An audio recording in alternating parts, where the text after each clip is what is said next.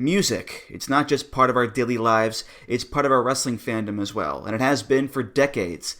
That's where this show comes in.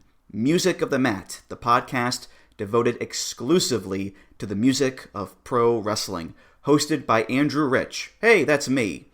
Each episode delivers a different topic with a variety of great guests, fun conversations, musical analysis, and of course, a heartfelt pun or two.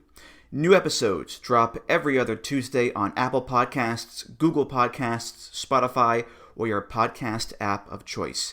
Check out Music of the Mat only on the Voices of Wrestling Podcast Network. This podcast is a member of the Voices of Wrestling Podcasting Network. Visit voicesofwrestling.com to hear the rest of our great podcasts, as well as show reviews, columns, opinions, and updates across the world of wrestling. What do you guys want to talk about? You are listening to the Flagship Podcast with your hosts, Joe Lanza. What has being annoying stopped you ever? That's an excellent point. Right. An excellent point. That's part of the charm. Rich Crage. And I'm allowed to be a work rate nerd for the G1. I just want them to have great matches and kill themselves. I don't care. It's not my body. I just want to watch great matches. Stop yelling at me. I agree. And we are live on the Flagship Podcast. I am Rich. He is Joe. Joe, what's happening? Well, I just wanted to come on this show this week and honor the career of Ice Train, who passed away, and start the show like we always do when someone passes away, and eulogize them and talk about them. And it's just I was gonna play that theme music as well, the incredible all-time great Ice Train theme music. I couldn't wait. I queued it up. I got it ready. I put fades in it, saying, "Oh man, we're gonna have this played in the background, and then we'll fade it in and fade it out." And yeah,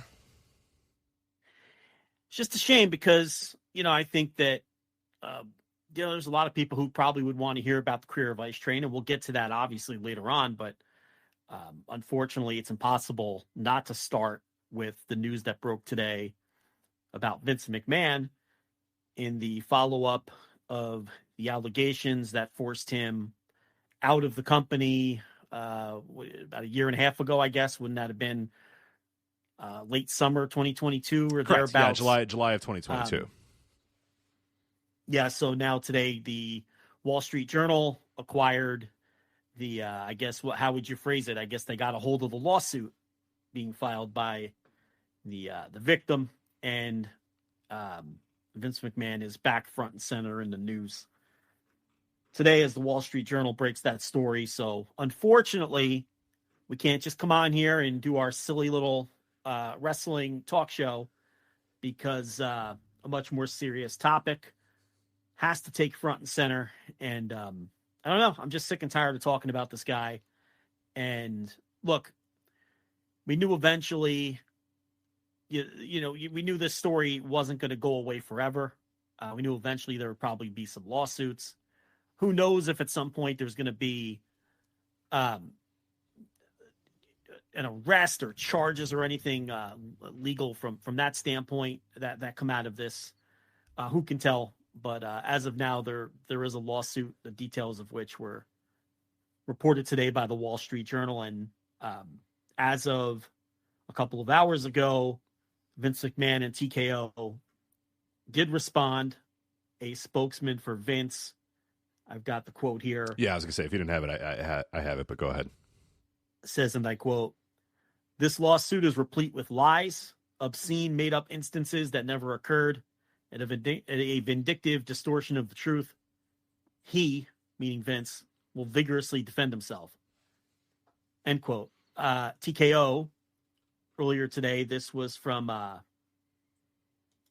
company's executive chairman. I don't have the fella's name, but here's the quote. "Mr. McMahon does not control TKO, nor does he oversee the day-to-day operations of WWE.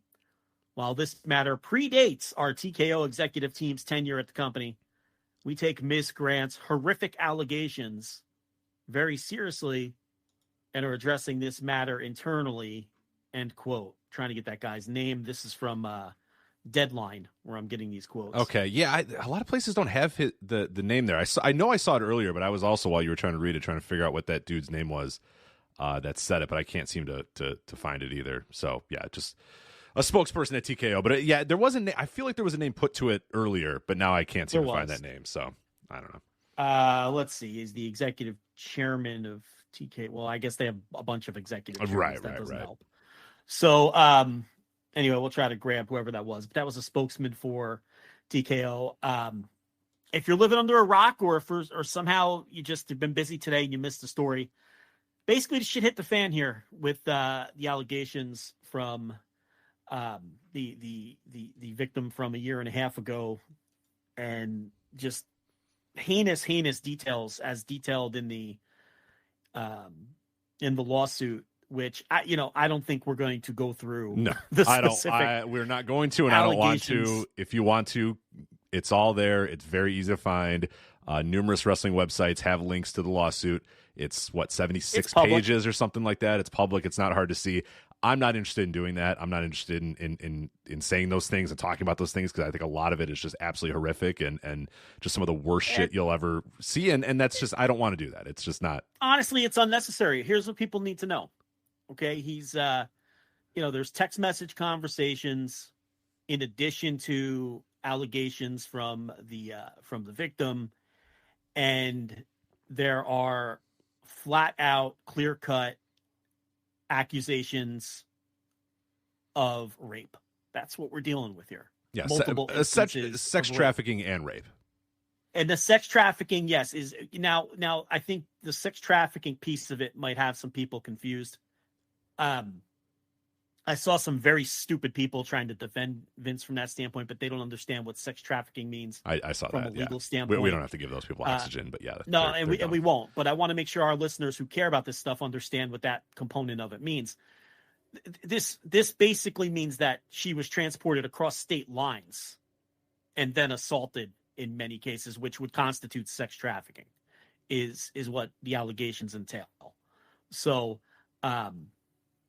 she would be brought across state lines, or brought to where they're holding events, or brought to hotels, or brought to Vince's condo or other places, sometimes under false pretense, and then assaulted, or sometimes brought with full intent of, sexual activity, and then different types of sexual activity would take place. And again, if you need the details, it's all there and it's public.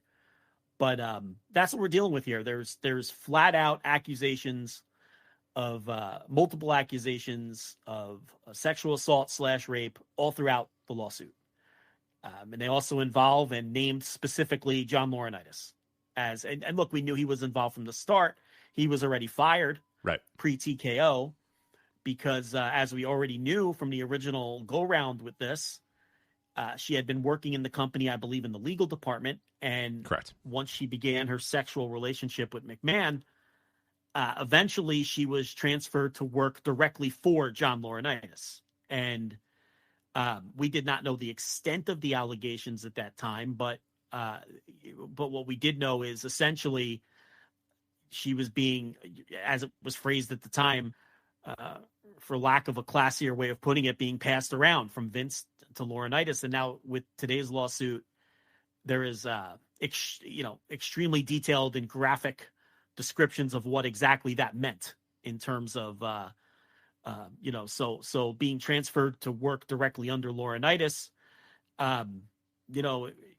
entail him, assaulting her on a near daily basis, according to the lawsuit, with groping and coercion and things like that. And threesomes with McMahon and Laurinaitis, some of which detailed in the lawsuit were clearly non-consensual. There was a story where they locked her in a room. Basically they locked her in a room and they allegedly raped her on a conference table. So that's the kind of stuff we're dealing with here. And the lawsuit goes into extremely explicit detail, including many of the text messages between McMahon and the victim. So it's really heavy stuff. And I read the whole thing, and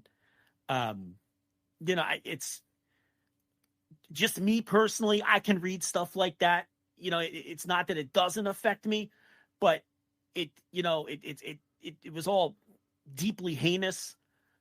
But I would warn you, if you're someone who struggles with reading things like that, or if you know someone who was assaulted, if you were assaulted and it might hit you a certain way, I'd probably stay away from it. Honestly, it's pretty absolutely brutal. Yeah, and it's not just like it's one or two. I mean, in reading that, it's like I said, it was 76 pages or something like that, and it was every time you read a new paragraph, you're like, oh god, you just get hit over and over and over and over and over and over and over again, every single paragraph with new heinous things.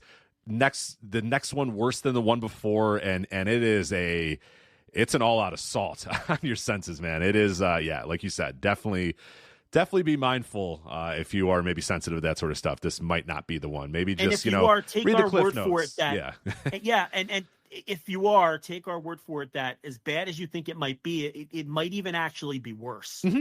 Some of the descriptions and just the violence. There's a lot of violence involved in it too. The violence involved, and listen, and I don't mean this in a facetious way or a joking way at all. I by no means am a prude. I think everyone understood. Longtime listeners would agree with that. But even I would say that a lot of the things here, are going to, if you're not ready for it, it's hard to read. It's a rough read. I mean, it's for anyone, so I would recommend just staying away from it and take our word that it's probably worse than you think. And and like Rich just said, it escalates. It starts off bad and it ends with this person is every bit the monster that some of us already knew he was. Right. I don't know if there's a better way to put it. No, he's a ghoul. He's a fucking ghoul, and it continues to get just worse and worse, and it's almost like you think, and it's not like it starts innocently; it starts awful, right? Well, and ends. I think if there's one thing to take from the lawsuit, and if you don't actually read the whole lawsuit and just kind of read recaps or whatever, but we'll try to do a little bit here, is yes, the graphic sexual things are awful and terrible, but it's also what bookends a lot of that as well. And it's the story of how she, was basically bankrupt, taking care of her elderly parents. Her elderly parents pass away. Vince McMahon pries on that, realizes that, like classic grooming material. You know what I mean? Just classic, grooming 101 says, oh, you know what? I feel so terrible. And oh my God, how about I give you a job? And how, this manipulation and oh yeah, you can get a job. And the word, and she even alleges in the lawsuit too, that like I was way underqualified for the job he gave me. There was no reason I should have had that job. And him saying, oh, if anybody asks, don't say anything. Just don't worry about it. Just kind of classic stuff. Then little by little, it's like, they talk about the time when she walks into his apartment and he's in his underwear. Oh, I'm in the closet, and he's in his underwear. And it's just like little stuff like that it starts out with. And then you go through all the horrible, horrific stuff in between there. And then at the end, it's like, oh, I'll pay for your counseling. Oh, you don't feel okay. I'll pay for your counseling. And even that comes across very manipulative and very, it's. That stuff almost, it's not worse. Like it's hard to prescribe what's worse in all this stuff, but you see the full scope of it from person who Vince can pry on because she is down on her luck and needs a job and needs money. So he just grabs her up and kind of grooms her and gets her over. And then to the point where she needs to go to counseling and stuff. And he just says, okay, I'll pay for this thing. And then to the brazen, what causes all this, the most brazen part of this all, which is as insane as this guy is and what a fucking ghoul this guy is, and I just don't have the energy to do this anymore. We've done this so many times. Listeners to this show know what we think about Vince McMahon, and we've never been afraid to say it. But right down to this guy has to pay a $3 million NDA, and that's what causes all this shit to happen, is that this anonymous tip that he has this NDA or whatever, that there's other NDAs out there, and then just a brazen brashness to just say, you know what, I'm not going to pay the rest of the NDA, fuck you. Pays $1 million of the agreed upon $3 million NDA, and then just says, I'll pay $1 million and then fuck you. You'll go away. I don't know, just because that he's gotten away with everything in his entire life, so why wouldn't he get away with this one too? And that's what causes all this stuff to come out, is because he just couldn't he lacks any empathy or any sort of ability to live and think like a normal human being, because he's been doing ghoulish things for 40 years and gets away with every single one of them. So why wouldn't he get away with this one? I get it. So he says, I'll agree to the $3 million NDA. I'll pay her $1 million. Yeah, we're good. We'll move on. And this is what the result is this coming out now in this lawsuit. Basically treating this woman who he raped repeatedly like buying the Calgary territory from Stu Hart and just not paying him. Yeah. Yeah, Stu, I'll pay you. Never mind, I'm not going to pay you. What are you going to do anyway? And then just deciding to welch, this is a person who has welched on business deals his entire career. And he brings that same mindset to something like this. There's just an unfathomable amount of feeling of just him feeling invincible and untouchable. And the brazenness to just say, to agree to pay this woman off after doing all these things to her and then welching on the deal to cap everything else off. It's just, yeah. It's just amazing. I can't fathom having that level of I don't know what the right word would be, brazenness or feel this feeling of just the feeling of invincibility, that level of power. Yeah, power and invincibility, level of power over someone to where it's like, well, I could even welch on that,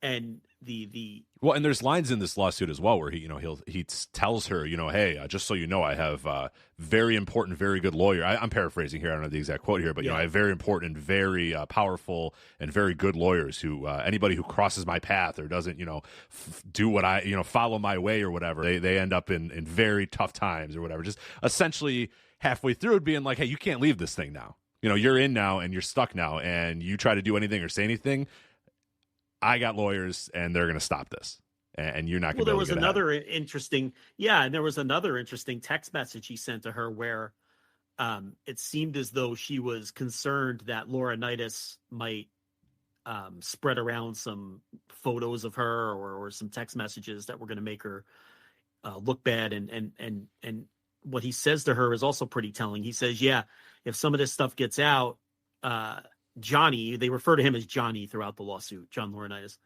He says, yeah, Johnny could lose his job and you could lose your job, so you guys better be careful. Like, not concerned about himself at all.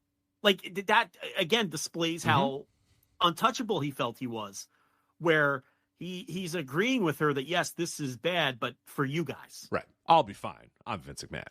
Yeah, you guys are going to lose your jobs here if you're not careful about spilling these details or whatever it was that she was concerned with.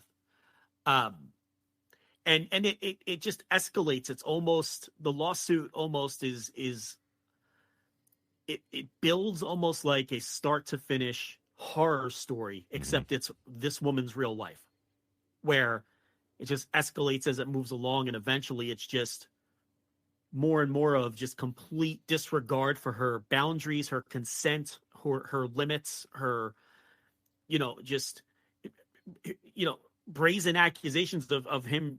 Like, there's a quote that she alleges from him where he literally says, no means yes. She said to him, no means yes, before he and Laurinaitis assault her on a conference table. I mean, it's just as clear cut as that. Inserting things into her body with her telling him, no, don't do this.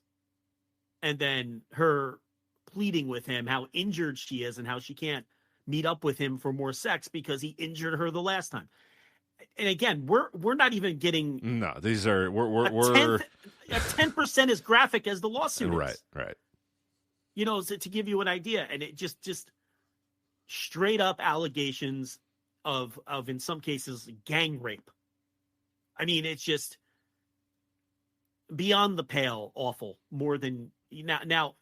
The odd thing about it is, I'm reading this thing, and I'm not completely shocked. No, and that's this unfortunately, is who he is. Yeah, that's unfortunately what the tenor of this entire episode is going to be. If people wanted us, and people are like, "Oh man, you guys are going to really give it to Vince," it's like, I don't have the energy to give it to Vince anymore. We've given it to Vince for 12 years on this show. We've given it to Vince numerous times. We came on here and danced on his fucking grave when he resigned in shame in July of 2022 or whatever. Eventually, while others were throwing flowers at him, right? While others were saying, hate him or love him, you can't deny what he's done for this wrestling business. Yeah, you got to hand it to him. Or certain guys that might be the COOs of AEW would say, as long as you got to call him legendary, whatever you call him, you got to call him legendary. But not us. No, we did that entire show, Dance at His Grave. I sat in a hotel weight room for you and I to just go through for 2 hours basically and talk about what a fucking ghoul this guy has been for 40 years and all the stuff he's done, from the Rita Chattertons to the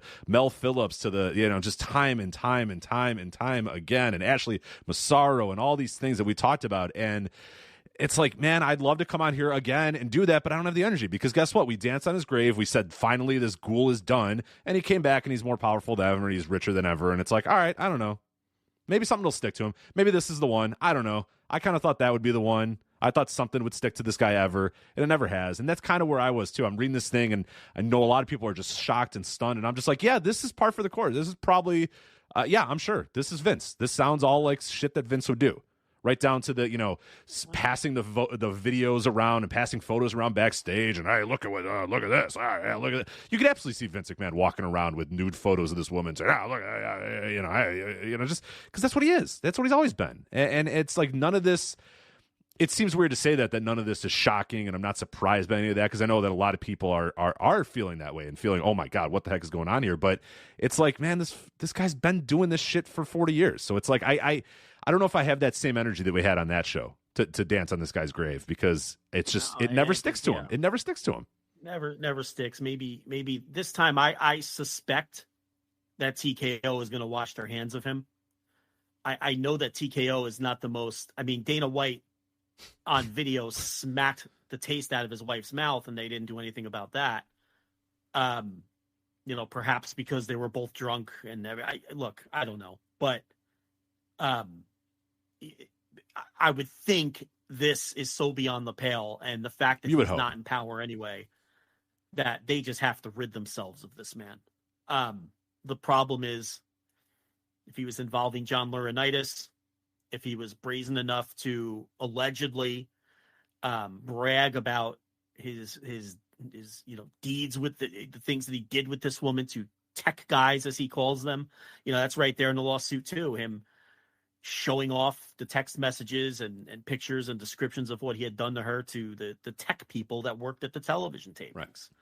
And this is all alleged from her side. And then him texting her about it and bragging about how cool they thought it was and how great it was. And, and it went beyond bragging. It went straight up to him, claiming that he was offering her up to them. And it just,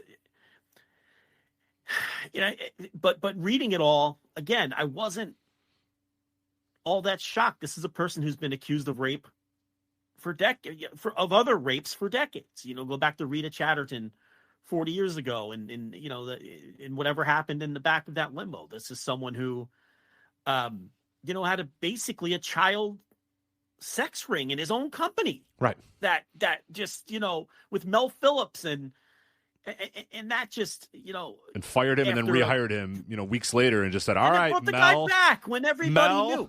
And no more kid rape. All right. No, this is it.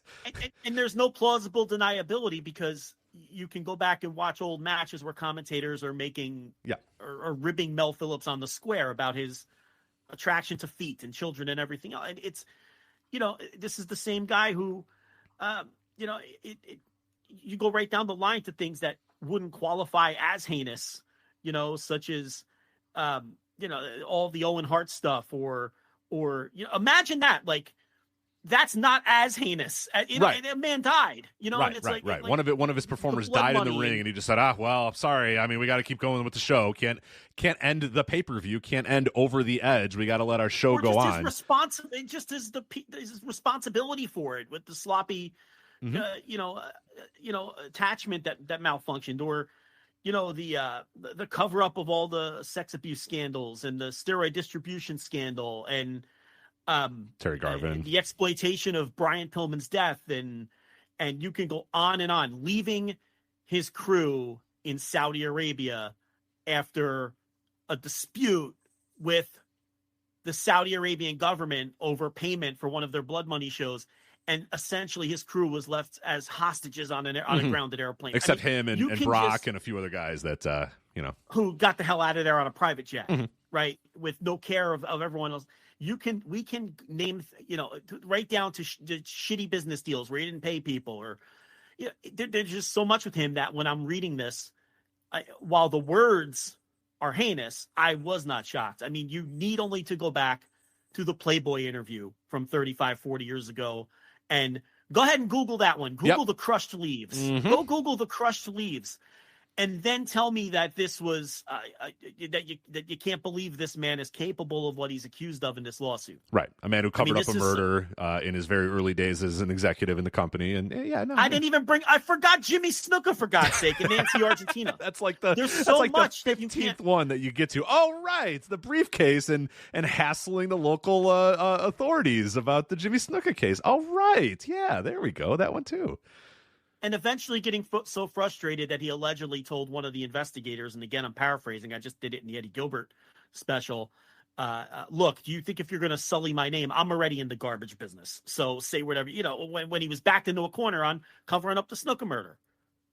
So this is just, so no, while the words were heinous, I'm not surprised at all that this man, Vincent McMahon, was capable of doing the things that are being alleged in the lawsuit. That's what I mean when I say it didn't ultimately shock me. Right. I think he's fully capable of everything he is alleged to have done in that lawsuit. So, and if he was as brazen about the relationship as is claimed in the lawsuit, there's no way that this was a secret between these three people. And then this is why Rich and I are so annoyingly persistent about Paul Levesque never being asked one time an uncomfortable question about his father-in-law. Because now do people maybe see and understand why we're so persistent about that? Because if any of these people who a couple of weeks ago were acting like school children when they received their Royal Rumble press passes and all giddy about setting up their little lunch dates with their pals, if any of these people do exhibit the guts to ask Paul Levesque a question about this now, they're going to get the old no comment. But if you had been asking these questions all along, maybe we'd have something. Maybe we'd have a sound bite. Maybe we'd have a comment to work off of, considering what has been unearthed since. Now you're going to go in there, and even if you do have the guts, and I bet most of them don't, if they even have the presser, which is another question, you know what? I'd be surprised if they don't cancel it, because they know no one's going to have the guts to ask a real question anyway. Yeah, they're speaking of invincibility, I think that company probably could just trot people out there and know that most of the people in that room, or at least know the people that would ask it, and not calling them and just calling the people that they know are going to say, hey, Paul, talk about how difficult it is to juggle 2 Royal Rumbles in one night. Hey, Paul, great show you had, right? Fantastic. How hard is it to juggle 2 Royal Rumbles in one night?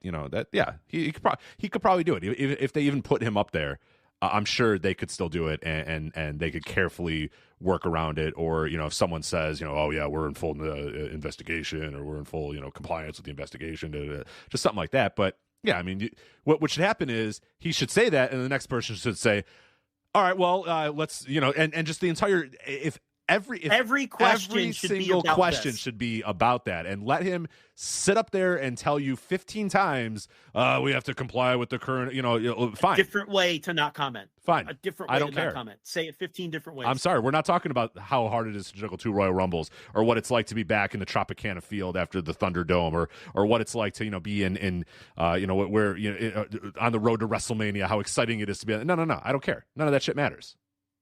It shouldn't matter. It will. It will to these content creators, but it shouldn't. There's only one question that matters right now. It's only one thing that matters. I don't think, I wouldn't be surprised at all if they don't cancel it, and then once again he doesn't have to face one uncomfortable question, which at this point he won't answer. But the questions are obvious. It's the same questions we've been saying he should have been asked all along. What did you know, and when did you know it? Why did you vote him off the board and then vote him back on? Right. And also, where's your wife? Talk us through that process. Where's your wife? How does that play into all this? Does she not want to be around her father? Like, yeah, like Rich always says, explain the only job your wife ever had, why she doesn't have it anymore. Right. And why she came back when Vince went away and then left again when he came back. Why? Where is she? Do you see why these are important questions now? You know, there's a reason that we harp on this every time. And because, you know, it's like you knew that this day would come again. And that man, it is very hard for me to believe that Paul Levesque was completely in the dark on all of this. That's very hard to believe. But I would like the man to speak on that himself if anyone has the guts to ask him. And they won't. They won't. I have no confidence that they will. And if someone does, I'll come on here and praise them. You know, but it should have been done all along. And it wasn't. And now you see, you know what? It's disheartening that he's up there and you're able to take these unprecedented access. Did Vince McMahon ever give people this kind of access to? Never. He did what in my entire lifetime following wrestling, I think he did, what was it, Off the Record with, what was it, Michael Lansbury or Paul Lansbury? I forget what his name was. Some one-on-ones, but... Yeah, and then the Casas interview, and then the McAfee interview, Armin Katayan, and that I honestly, I could probably count on, I don't know if it's one hand, maybe two. I'm not going to need a whole lot of the second hand. Well, here's all you need to know. We named four, and two of them ended contentiously because he couldn't handle the heat. Right. Right. Two of them ended with him nearly striking the interviewer because he couldn't handle the heat. And the questions weren't even all that rough. Nothing approaching anything like this. Who do you think you are, pal? Like, he get, you know, just a completely deplorable person. So yeah, I don't see how, you know, and shame on anyone whose response to being asked why they never asked this guy a tough question is, oh, well, it's not the time or the place. Yeah. Well, when the fuck is the time and when the fuck is the place? When is the time and the place? Oh, it's not the time and the place. Oh, it's, you know, you can't do it. It's not when you do it. No, you're just a loser who doesn't right, belong in the room. Yeah, just leave the room. You're a fucking clown who, yeah. So plan your little dinner dates with your pals and get out of the way and let some adults do some real adult things would be my suggestion. But we'll see how they handle it this weekend. Luckily for us, none of them could shut up about their little invites, so we know who's there. Yep. So we know who's there. We know every one of them lunch dates because everyone's coordinated with their lunches and stuff. So yeah, we got it all. Sure, they're all, you know, I'm sure they're all sitting there, figuring out how to attack this. Well, it's perfect. The fact that they got all their lunch, they got all their lunch schedule planned out. So what's going to be perfect is they're all going to be able to get there and sit down and, you know, really decide how to coordinate this thing for an all-out assault and an all-out attack to make sure they get the get down to the real nitty-gritty of this story. And that's what makes all those lunch dates, because that's the reason why they were posting on Twitter, is to figure out where they were going to go to lunch and how they were going to hang out or whatever. It's perfect now because now they can get together. I'm sure they're all preparing how to bear down and not let them off the hook. Right, exactly. Okay, all right. So I'm going to you're going to start from this angle and I'm going to start from that angle and we're going to ask this and you ask this and I'm sure they're going to be getting down to brass tacks and figuring out how to just make sure that the many questions that so many wrestling fans have are going to get answered here Saturday at the media scrum by these content creators. They're going to create some content. I'm ready for it. I would welcome a lot of created content in the way of WWE executive Paul Levesque being asked about all this stuff. So I'm ready for the content, Rich. This fine content that's going to be produced on Saturday. So yeah, I don't know. I think TKO is going to wash their hands of this guy. I think that there's probably some other executives in that company or ex-executives of that company who are doing a little collar tugging right now. Mm-hmm. I don't know if some criminal charges could follow. We'd have to get an expert in here on something like that to determine whether they think there's enough here to go after Vince McMahon criminally. Look, the fact that he was having a sexual relationship with a subordinate already breaks all kinds of corporate laws. Right, just at its exact core. Even if there was nothing salacious happening, right. Even if everything was consensual, right down to the, it would be breaking corporate law, which is why he had to leave in the first place and why he had to return money and all of the, from the first time around, which you can go listen to our audio on that if you need to be refreshed. So even from that standpoint, even if this relationship was 100% consensual in every way, it was unethical to start with and against, certain corporate laws as well.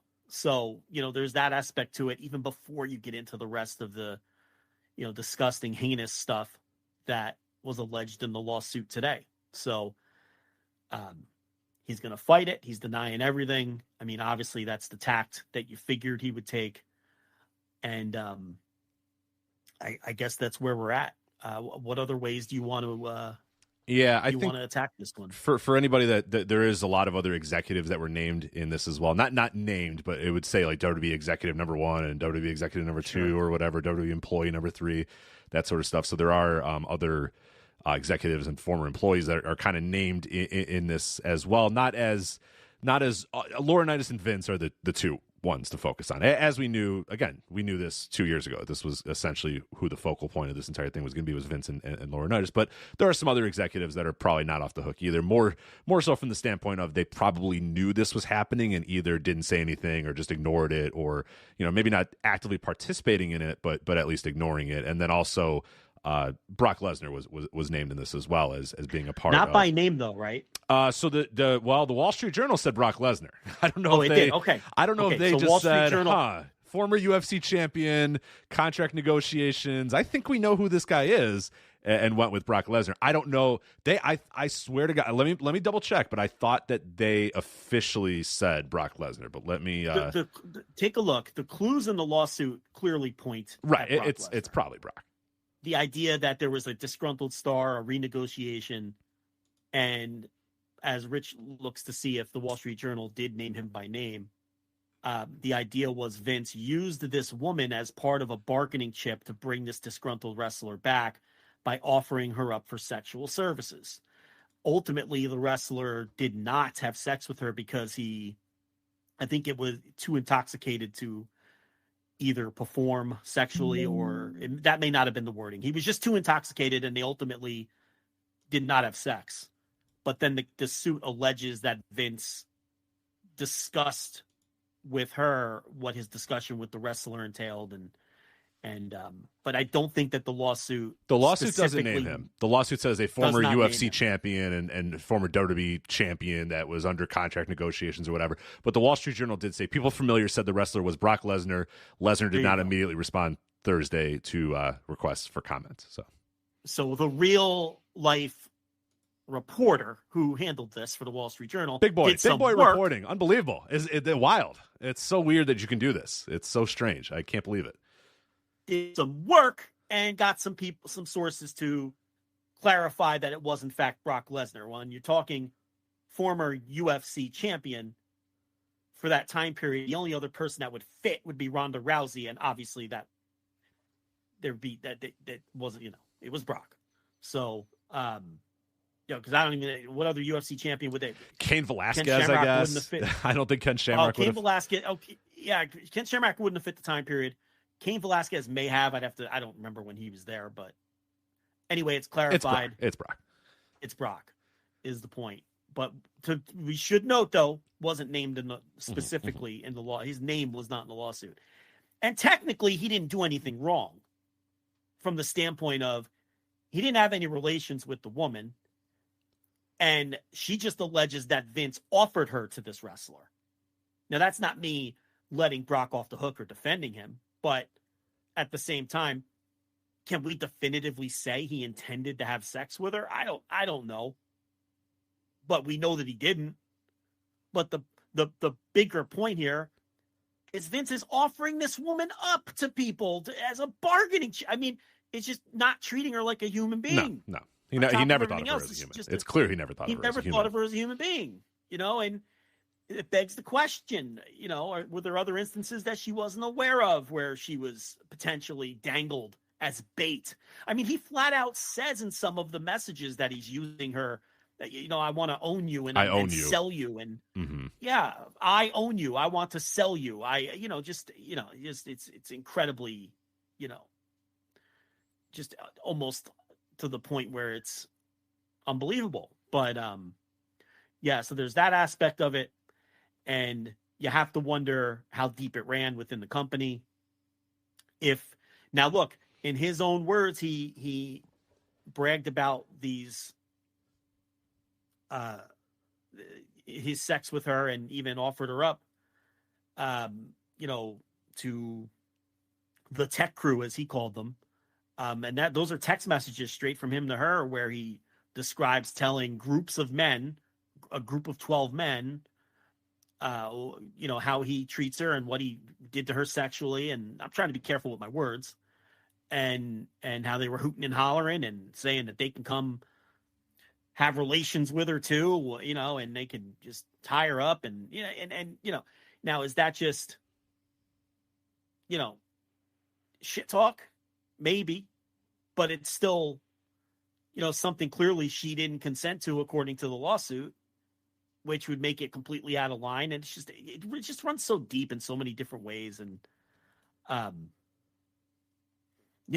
you have to wonder if he was willing to discuss it with the tech guys at television. Who else was he discussing this with? Who else was he offering her up to? Right. Who else was privy to it? Who else knew the extent of the non-consent that was happening, which would also be a key. It's one thing to be privy to your boss having an unethical and sexual relationship with someone in the company and dipping his pen in the company ink, so to speak. I think a lot of people can probably relate to that. It's a whole nother thing to be privy to the non-consent portion of it, and to know that your boss is raping a woman and doing all of these other heinous non-consensual things to this woman. That's what, when you peel back the layers, if there's any of that, then it runs deeper into the fabric and the culture of the company. And maybe it just requires a complete clean out. Who knows? And that's why questions like this need to be asked to Paul Levesque, who, by the way, is also this man's son-in-law. Right. I mean, so not the time and the place. Go fuck yourself. You're not a serious person then. You're just not. Right. You're part of the show, and you're not getting paid for it. So you're just you're a dope, or you're a mark, or you're a clown, or whatever. I don't know what you're doing, but get out of the room and leave those seats for people that are going to maybe do some stuff, do some real work here. But we did get a little bit of clarification about the Brock stuff, and I apologize again. It's a very, very voluminous lawsuit, so some stuff may have been missed. But quotes were, that same month, WWE superstar expressed to Miss Grant his desire to, quote, set a play date and have a sexual encounter. However, a snowstorm changed WWE superstar's travel plans, and Miss Grant ultimately used weather and COVID-19 as an excuse to back out. In the days that followed, WWE superstar revealed a fetish to Miss Grant and tested McMahon's promise that Miss Grant would, quote, do anything with a request that she send a video of herself urinating. And then apparently WWE superstar informed Miss Grant, if she did not comply with the request, that WWE superstar would have lost any interest in her, and then called her a bitch. Oh, so, okay. Yeah, that's, and WWE superstar here, that's the lawsuit talk. That's Brock. That's Brock. According to the Wall Street Journal, that's Brock. Yeah, that's the former UFC champion, current WWE superstar that was under contract negotiations at the time. All right, so there was more to it than I thought with Brock. I thought Vince basically tried to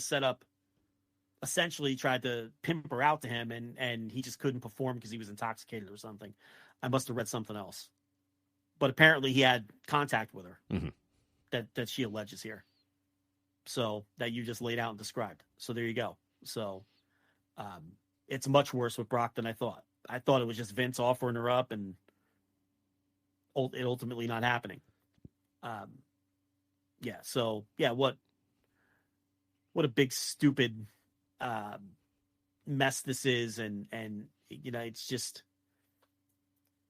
people should have, it's not like Vince. It's like we said, he's a essentially was a piece of garbage before today. So, today just adds to the pile, and it's the glowing tributes when he went away, despite the fact that people knew the murder cover-ups and everything else and the prior rape allegations. Just really makes you sick, but you knew this was coming. I know HBO was working on something, but they dropped it at the time. And Real Sports is done now. Real Sports is over now, so. Yeah, so that's probably never going to, because it was Real Sports that was working on it. But, and look, sometimes real journalism takes a while. So the Wall Street Journal has been putting this together, and then today they did get a hold of the lawsuit. And yeah, maybe it took 18 months, but that's okay. And that's kind of relates back to the points we made when we discussed the whole Nick Hausman, Chris Jericho thing on whatever audio that was. And that, just do the work. And maybe it takes a year, maybe it takes 2 years, maybe it takes 5 years to put a story together. But, that's the right way to handle things, as opposed to just throwing out, either baseless or at best irresponsible allegations on podcasts and Twitter. That's what children do. This here is how adults handle things. And, you had to know it was coming. I wrote this at the time in 2022 when Vince was forced out as part of a longer column, but where I discussed all his misdeeds and why you have to be careful praising someone based on your childhood memories of the wrestling promotion that he ran that you liked. I'll just read the final paragraph that I wrote, because I think a lot of it ended up coming to pass today. I quote, "Even if I held any affection or reverence for Vince McMahon, the wrestling promoter, which I do not, I surely wouldn't embarrass myself the way many in the feckless and pathetic wrestling media have today, tripping over themselves to praise a downright indefensibly flawed and evil human being, a 77-year-old man who has committed a lifetime of literal atrocities and contributed to ruining a countless number of lives, a lifetime of beyond the pale personal and professional behavior makes it impossible to parse the art from the artist, even if I believed he positively contributed to pro wrestling, which again, I assuredly do not. These glowing tributes and thank yous are going to age quickly and badly, as it is obvious McMahon is ducking out now before the Wall Street Journal and HBO drop the bombshells that end him for good. When that happens, remind these assorted cretins who they've chosen to praise, and don't let them off the hook. Good riddance to the promoter who created shitty wrestling and made this hobby less enjoyable for 40 years. And here's to the well-earned shitty legacy of assault and murder and sex crimes he's leaving behind. I loathe him as a wrestling promoter, and I have zero respect for him as a man." End quote. There it is. That could have been written today. That could have been written an hour ago. That was written in July of 2022 when it first broke. And I was just sickened by the praise they were throwing these people when he resigned, when he quote unquote retired. Retired, yeah. In shame, and resigned in shame, running from this. And they knew it was coming. And we knew, because we had heard, through the rumblings that the Wall Street Journal and the HBO were still working on this. And here it is today. That's the only acceptable take on Vince McMahon.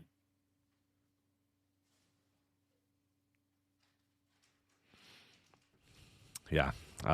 It's now people are wondering, is this it? Is this finally it? Is this going to be maybe, I don't know. I thought July of 2022 was it. You know what I mean? Like, I thought that was it, and it's not it. And it's again, I don't have that same energy to do that anymore. We've done that show. We've talked about that so many times, time and time again, of this is finally it. There's no way he's going to wiggle out of this one. We're finally done. We can dance on this grave of this horrific ghoul and all of his multiple crimes and just all this stuff. But no, I don't know. So maybe, I don't know, maybe this one will be the one. It's like I can't have that energy until it happens, you know. When it does eventually happen, maybe we'll come on here. Well, sure I mean, realistically, what's going to happen? He's going to owe this woman some money. All right. And good for her. She should get every nickel. You know, it can't make up for what happened to her. And unless he's charged criminally, what is it going to matter? He's essentially Teflon. I mean, it's gross and we hate it, but what can happen? He's already removed from power. Right.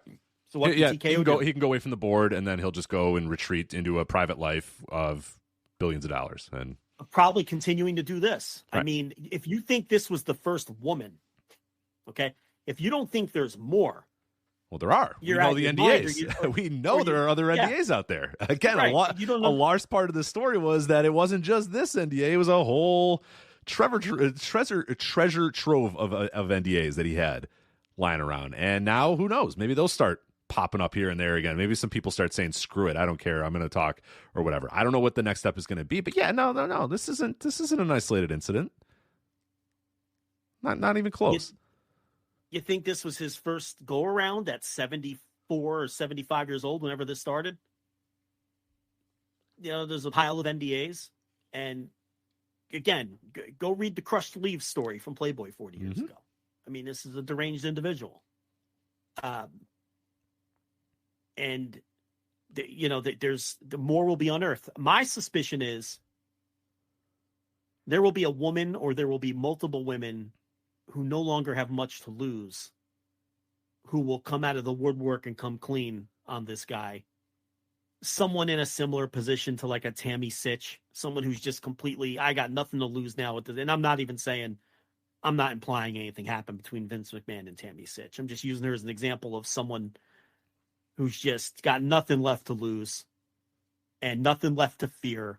And I'm sure that there will be more stories, whether in the form of that scenario or more lawsuits. Maybe this will embolden some other women to come up and with lawsuits of their own, because a lot of times these women, they don't want to face the scrutiny.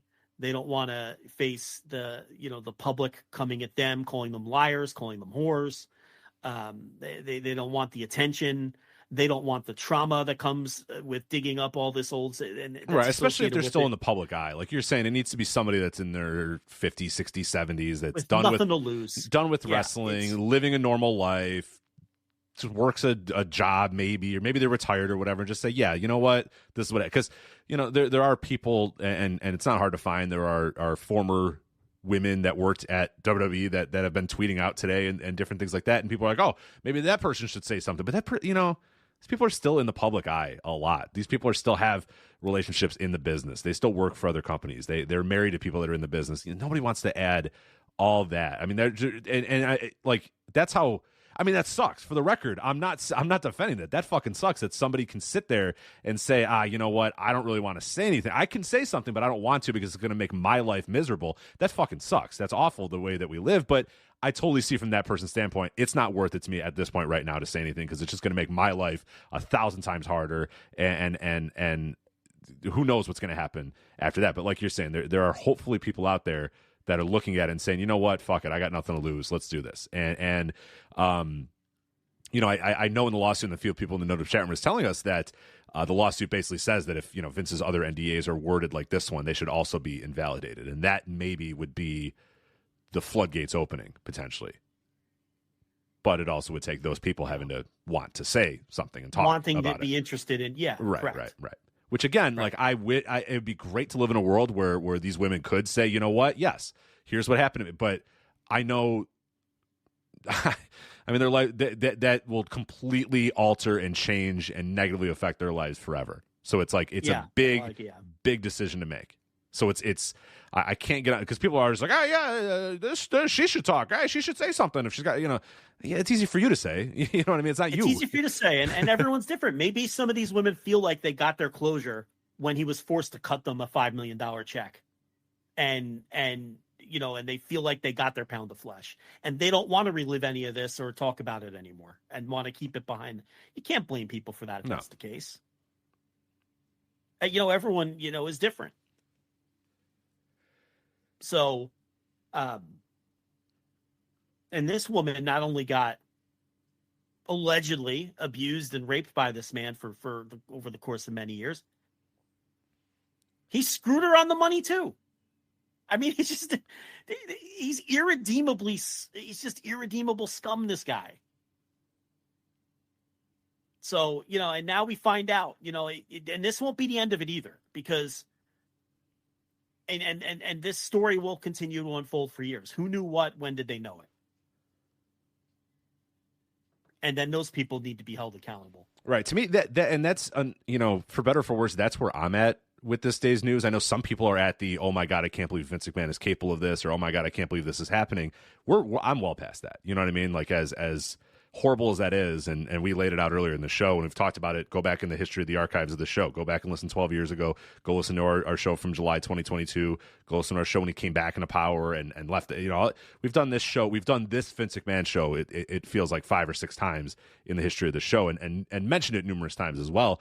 But I moved right past the, oh my God, I can't believe Vince McMahon is capable of this, and more to the, okay, who else let this happen? Because now it's I'm looking at you guys, and how many of you are still in power? How many of you are still on these board of directors? How many of you still hold very high creative spots? How many of you are still wrestling this company? How many of you knew and just said, whatever, all right, Vince is Vince? Because that seems to be the attitude from a lot of the stuff alleged in the lawsuit, is that people would, and like, because I know some people are trying to get on a lot of the other people named in this lawsuit, because they, Vince would show them a picture and they'd be like, oh yeah, she's real hot or whatever.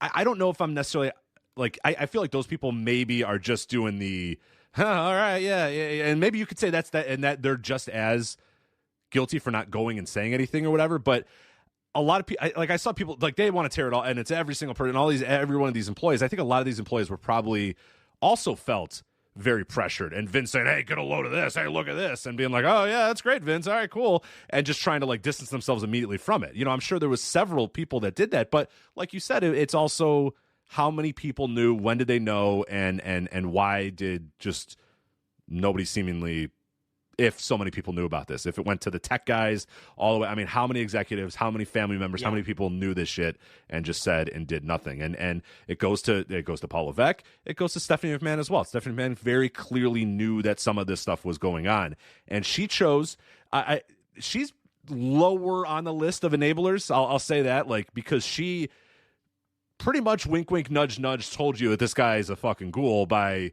leaving immediately when he can't, leaving when he would, coming into power when he left, leaving immediately when he came back or whatever. But she didn't say anything.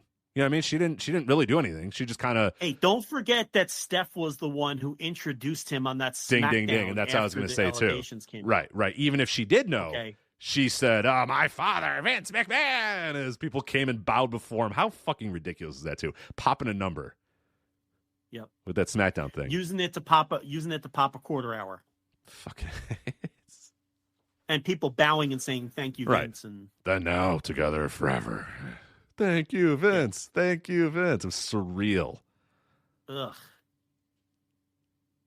And I talked about that show. I reviewed that show behind our paywall, and I remember at the time saying, like, I think they piped in booze. Because I went and we did like a Super film thing with it, where I played the video back, and I was like, guys, I think they piped in booze, because everybody cheered when he came out. And you can hear this weird thing where all of a sudden everybody pops and cheers, and then like, boo 3.mp3 gets played, and I was like, that's a fake boo. They piped in those boos. Well, why would they do that? Because not enough people. I think they were like, oh my God, everybody's cheering this guy. Oh, to almost balance it out. Right, to be like, oh my God, we look like the biggest fucking asshole organization in the world. Go back and listen to that episode. I'll try to link it in the show notes if I remember. But like, I go frame by frame, second by second, and think like, I think they piped in booze here. And my theory was just that they thought, oh my God, we're going to look like ridiculous if this guy who just got alleged sexual assaults or whatever and is resigning in shame, and now all of our fans are bowing and cheering at him, like, oh my God, we need to actually put something in here to hopefully that if somebody sees this, thinks, oh, okay, no, not all their fans are depraved maniacs or whatever. So I don't know. That was kind of one of my tinfoil cap, conspiracy theory things. But I think I think I got it down pretty good in terms of some fake noise being booed in there. Yeah, look, I want to know who knew what and when they knew it. And look, I'm not calling for a witch hunt. It's you could be privy to your boss. It's like you could have been aware that Vince had something going on with the girl from Legal without being aware that there was rapes happening and that there was, we all like to think, oh, well, that's inappropriate and people should have. I mean, come on. I mean, put yourself in that position. I think we've all been in scenarios where maybe we've been aware that a boss at the job had something going on with somebody, and it's easy to say that everyone's going to be virtuous in those circumstances, and I'm going to report this to HR, or I'm going to quit and go work somewhere where this. Come on, that's not. So it's not whether people knew that he had a sexual relationship with this woman. I want to know who knew the extent of it. I want to know who knew what was going on with him and Laurinaitis and what they were doing and who truly knew what they were doing to this woman. That I think needs to be uncovered.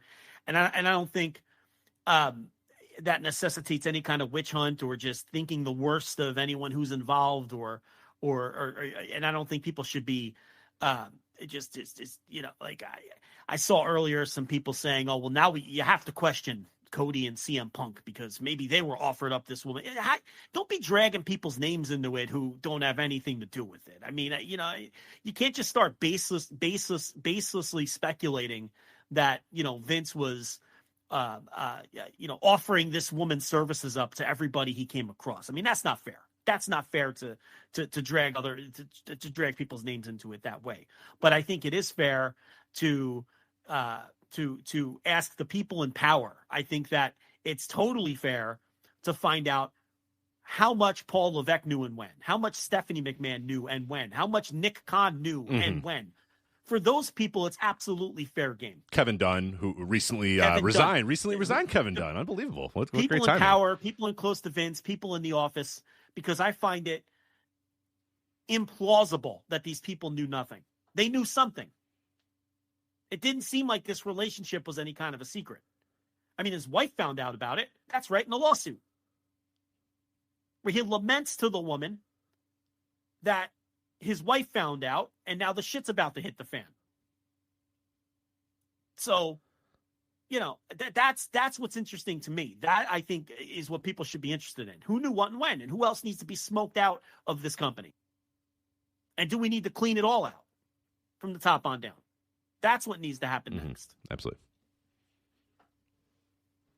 Yeah, it's just confirmation for a lot of people that Vince was the ghoul that they all thought he was. And I don't know why you needed this to confirm it. But, as some people said, because I kind of had this attitude of like, I mean, I don't know, this stuff's kind of just the normal Vince bullshit stuff. Like, of course he's a fucking ghoul that would do these devious, horrible, horrific things or whatever.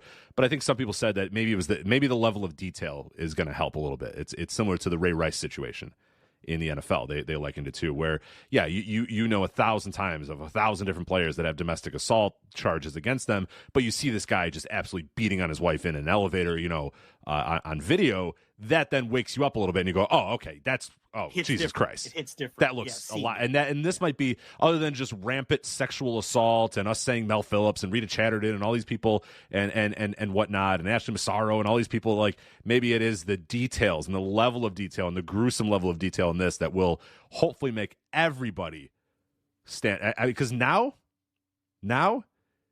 if you aren't where we've been, I mean, what you gotta. I don't know. I think that you know what I'm saying? Like we're past that point now. Nobody can even there's no plausible deniability. There's no anything. This guy is a fucking ghoul. And I just won't hear anything else. I won't hear legend. Well, I mean, I won't say, yeah, gotta hand it to the guy. Fuck all that stuff. No, you can't we're hand done with him that. anything. Listen, if I were in charge of Netflix, I'd certainly want to know what these people knew and when. How about Ari Emanuel, who heads up TKO, whose daughter has worked for WWE since 2021. Mm-hmm. Think she might have known something? Think she might have passed it on to her dad? I don't know. I'd like to know, though. If I were running Netflix, I'd like to know. Considering I'm about to sign a multi-billion-dollar deal with these people, I'd like to know what these people knew and when. And why they did nothing about it, virtually nothing about it, literally nothing about it until it came out in 2022, and we're doing next to nothing about it until today. I'd like to know how much they knew and when. So I think we should concentrate on that before we go witch hunting wrestlers who said nice things Cody. about Vince. Yeah, let's go at Cody. It's no. We got like 7 layers of executives that we need to get through till we get to Cody. Yeah, I got to be honest. I'm not too concerned about what Dolph Ziggler might have known or not known. I want to know what Ari Emanuel knew. That's what I'm concerned with. Yeah, what Nick Khan knew, what Paul Levesque knew, what Stephanie McMahon knew, what Kevin Dunn knew, what, I know Jared McDivitt knew. I know goddamn well Jared McDivitt knew. I don't need to ask him. I got it. We don't need to ask Jerry. We got it. More so than sticking it to Mick Foley for saying that Vince McMahon's a great person. I couldn't care less about that right now. That shouldn't be your concern. Because these people could have been ignorant to this stuff. And if we find out some of them knew, all right, you want to finger wag these wrestlers for praising Vince, go right ahead. That's not my chief concern right now. Mine is Paul Levesque, Ari Emanuel, Nick Khan. I want to know what they knew. That's what's important right now. Dwayne Johnson. Might be interesting to ask Dwayne Johnson these days. Dad, you know what? That's another great one. He wants to be Mr. Businessman on the TKO board. Well, welcome to the big boys. He's tight with Vince. Yeah, welcome to the big boy game. Big boy? You want to be a big boy, Mr. $7? Well, I want to know what you knew and when. That's another good one. So I think, that to me is what should be next here.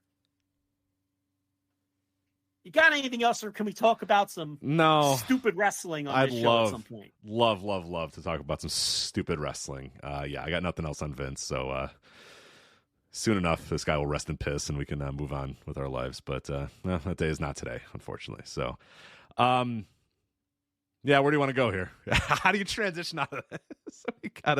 We gotta find a way. And I assure you, it is not a preview of this Saturday's Royal Rumble, right? We might need some space in between those two segments. Right. All right. So who's going to go out first in the Royal Rumble, Joe? Do you think it's going to be? Right. Yeah. Is Cody going to finish the story? All right. So Vince McMahon accused of sex trafficking and rape. All right. So you think Cody's going to finish the story or what, Joe? It's like, what? Might want to buffer those two segments. Right. But who gets this here? Who gets the distinction of, I can't do that to my man Ice Train. Right? We can't do that to Ice Train, can we? I think we should talk about Ice Train. Yeah. All right. Sorry, Howard Hogue. Sorry, Howard Hogue. Can I play the Ice Train theme now? Rich, if you want to play the Ice Train theme, go ahead. I don't think anyone's gonna bury you for playing the Ice Train theme. We said what we had to say about Vince. I'm sure that story's gonna come up again. But we got 2 hours of show to do here. Yeah, we do. Yes, we do. All right, let's do it. We'll start out here. Ice Train song. Just one of the best.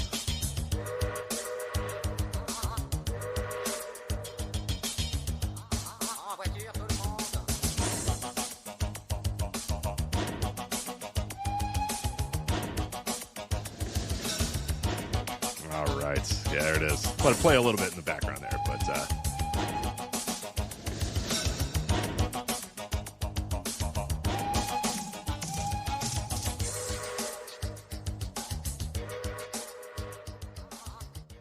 faded out as best I can there. It didn't go that great. But Ice Train, legendary wrestler. I don't know if Howard Hogue is a legendary wrestler. I think Ice Train is a legendary wrestler. We got to talk about Ice Train here. So unfortunately passes away at the age of 56 earlier in the week. DDP was the one who announced it. And if you've never seen Ice Train before, guy was around in WCW from 93 until literally the final days. He was on the second to last Nitro facing Canyon. I know I talked about that in the Death's Door series I did on this Patreon many, many years ago about M.I. Smooth and Canyon having a match, and a pretty decent match, pretty fun match. as well. And he didn't go over to WWE. He didn't go into developmental. Basically retired from wrestling immediately after WCW went out of business. I think he popped up one more time in Germany sometime a couple of years ago, and that was pretty much it. But longtime WCW guy, did some stuff in Germany as well. Just well known for being just a massive, massive dude with just the biggest arms you've ever seen in your life and the biggest chest you've ever seen in your life. And man, he was a lot of fun. And there's some playlists out there. It's not hard to find Ice Train matches. Going back and watching it, and I don't know if it's just a matter of we don't have guys like Ice Train anymore, or I don't know what it was, but like in the last couple of years became like a pretty big Ice Train fan. And like, I don't know if I would have been a big Ice Train fan in like 1996 or whatever if I was watching WCW, but I don't know what it is. But like these last couple of years, I've become a fan, and going back this week and watching as many Ice Train matches as I can. I kind of like the dude. You know what I mean? He wasn't refined. He's pretty green. He never quite figured it out bell to bell, but man, the dude was a pretty damn good. And we like to come up with the phrase of a dumb jock wrestler. He was a pretty good dumb jock wrestler, man. What do you think of Ice Train? So you could really break up Ice Train's WCW run into three sort of eras or segments. There was the rookie year in 1993, where they pushed him very hard right out of the gate. And then he went away and went to work for CWA for Otto Wanz in Germany. And we've always talked about CWA loves their big dudes. They're big barrel-chested guys. Perfect. Yeah. You know what Otto Wanz This was an Otto Wanz wrestler. He was like guy right there. He was I perfect want that man. You could see why Otto Wanz would kept bringing this guy back and using him. He was perfect for that promotion. But then there was the 96-97 run, which, with the Fire and Ice tag team with Scott Norton, and then the feud with Scott Norton. And then he went away and went back to Germany again. And then you have the third WCW run, his third kind of era with the company, which was, as you alluded to, the MI Smooth stuff. And then really that's it for him. He came out of the power plant in 1993, power plant trainee, and they gave him the big push right out of the gate. And the one thing watching Ice Train all week, and there's a great Ice Train playlist on YouTube, which we can link somewhere. I don't remember who uploaded it, but it basically takes you through his entire WCW career through all three of those phases that I talked about. And the one thing I noticed about Ice Train watching through that this week is and I'm hardly the only one to note this, he improved drastically throughout that run. Mm-hmm. At the start, he's really, really bad. He's just a big guy. You could see why they put him on TV, because he's got the great look and he's got good charisma. He has a good crowd connection right out of the gate, but his work is terrible. And they do some interesting things to try to disguise that fact that we'll get into as we talk about him. But as his career moves along, he gets better and better. And then, before I watched through his career this week, when I was thinking about Ice Train, it's like what I remembered most was the Fire and Ice tag team and the matches with the Steiners. And I remember those being underrated matches at the time that really newsletter freaks were praising. They were kind of like, I guess, underground favorites of the newsletter readers at the time. And those did hold up. But his work is so much better in that era than it was during his little first run there in 93, when he was pretty rough coming out as a rookie. And I think that those tours with in Germany really helped him a lot to fill in the gaps and flesh out his work. And he's a guy who early in his career, you could tell he didn't know what to do sort of between the moves. You see a lot of wrestlers like that, where it's like, mm-hmm. He would do like the very generic, like, like go to the crowd and kind of like flex sometimes or whatever, but like did it in a way that, or he just didn't know what to do next or how to follow up, or there was a lot of emptiness to his work, and that kind of got corrected over time to the point where he was a pretty underrated big man worker by the time he hit his stride. So, and I think I've seen many people this week note how much better he got as his career moved along. And I don't know who made the point, and I wish I can credit them, but I forget. But I was reading something where somebody said he really would have been someone who would have benefited greatly if he were 10 years older and was around for the territories, because he Yeah. would have went to a bunch of different places. So whoever made that point out, I don't give some random thing on Twitter I saw. But anyway, he came in as a rookie in 93, and they pushed him right out of the gate with a long undefeated streak. And he would beat job guys, and he would win like handicap matches and things like that. Did you watch the arm wrestling match that he had with Vader? Yes. Was that was on the video too? And I believe was that in 93 as well, when they were first getting him started? That would have been on his first run. Yes, because Ventura, those were Jesse introduced it, of course. Yes. So and he doesn't win the arm wrestling competition, but he goes all the way to the finals. And he takes Vader to his limit. Like Vader's, just kind of like, I got this in the bag. There's no chance this guy's going to do this. This little young guy, as little new boy, he's not going to do it. And Harley Race is talking shit. And Vader, very quickly, puts his arm nearly down, and everyone's like, oh yeah, it's an inevitability. Ice Train's going to lose here. And then Ice Train rears back, and this fucking rocks, man. This is such a good, I loved this arm wrestling battle. It was so good. And then Ice Train rears back up, and then he starts getting the advantage, and he's seconds away from putting Vader away, and the crowd's just losing their mind. And I thought that Vader was going to push the table over, just, classic. Anytime there's been an arm wrestling thing since then, it's like the table gets pushed over and we never find out. But then Vader just kind of rallies at the last second and does beat this guy. But I love the idea that, like, he's not going to beat Vader in this arm wrestling thing, but he's going to beat a bunch of other WCW wrestlers, and he's going to go to the finals, and he's going to take Vader to the limit. Now, Vader was a top champion at this time, a top dude, one of the top world heels. Champion. Right. So having that symbolism of, hey, this guy took Vader to the limit, it's clear that they had very, very big plans for this guy from day one as well. Yeah, well, he went undefeated for a long time. They brought him in, and they would have him win handicap matches and beat jobbers. And they paired him up. They knew he was charismatic, but you could tell that they knew that they didn't think he could talk, and that they didn't think he was a great worker yet, because he would work his matches were super short, usually under 2 minutes when he would beat these jobbers, and he would beat them with a power slam. And they paired him up with Thunderbolt Patterson, which was a little odd at the time, because Thunderbolt Patterson was a guy from Georgia from another era.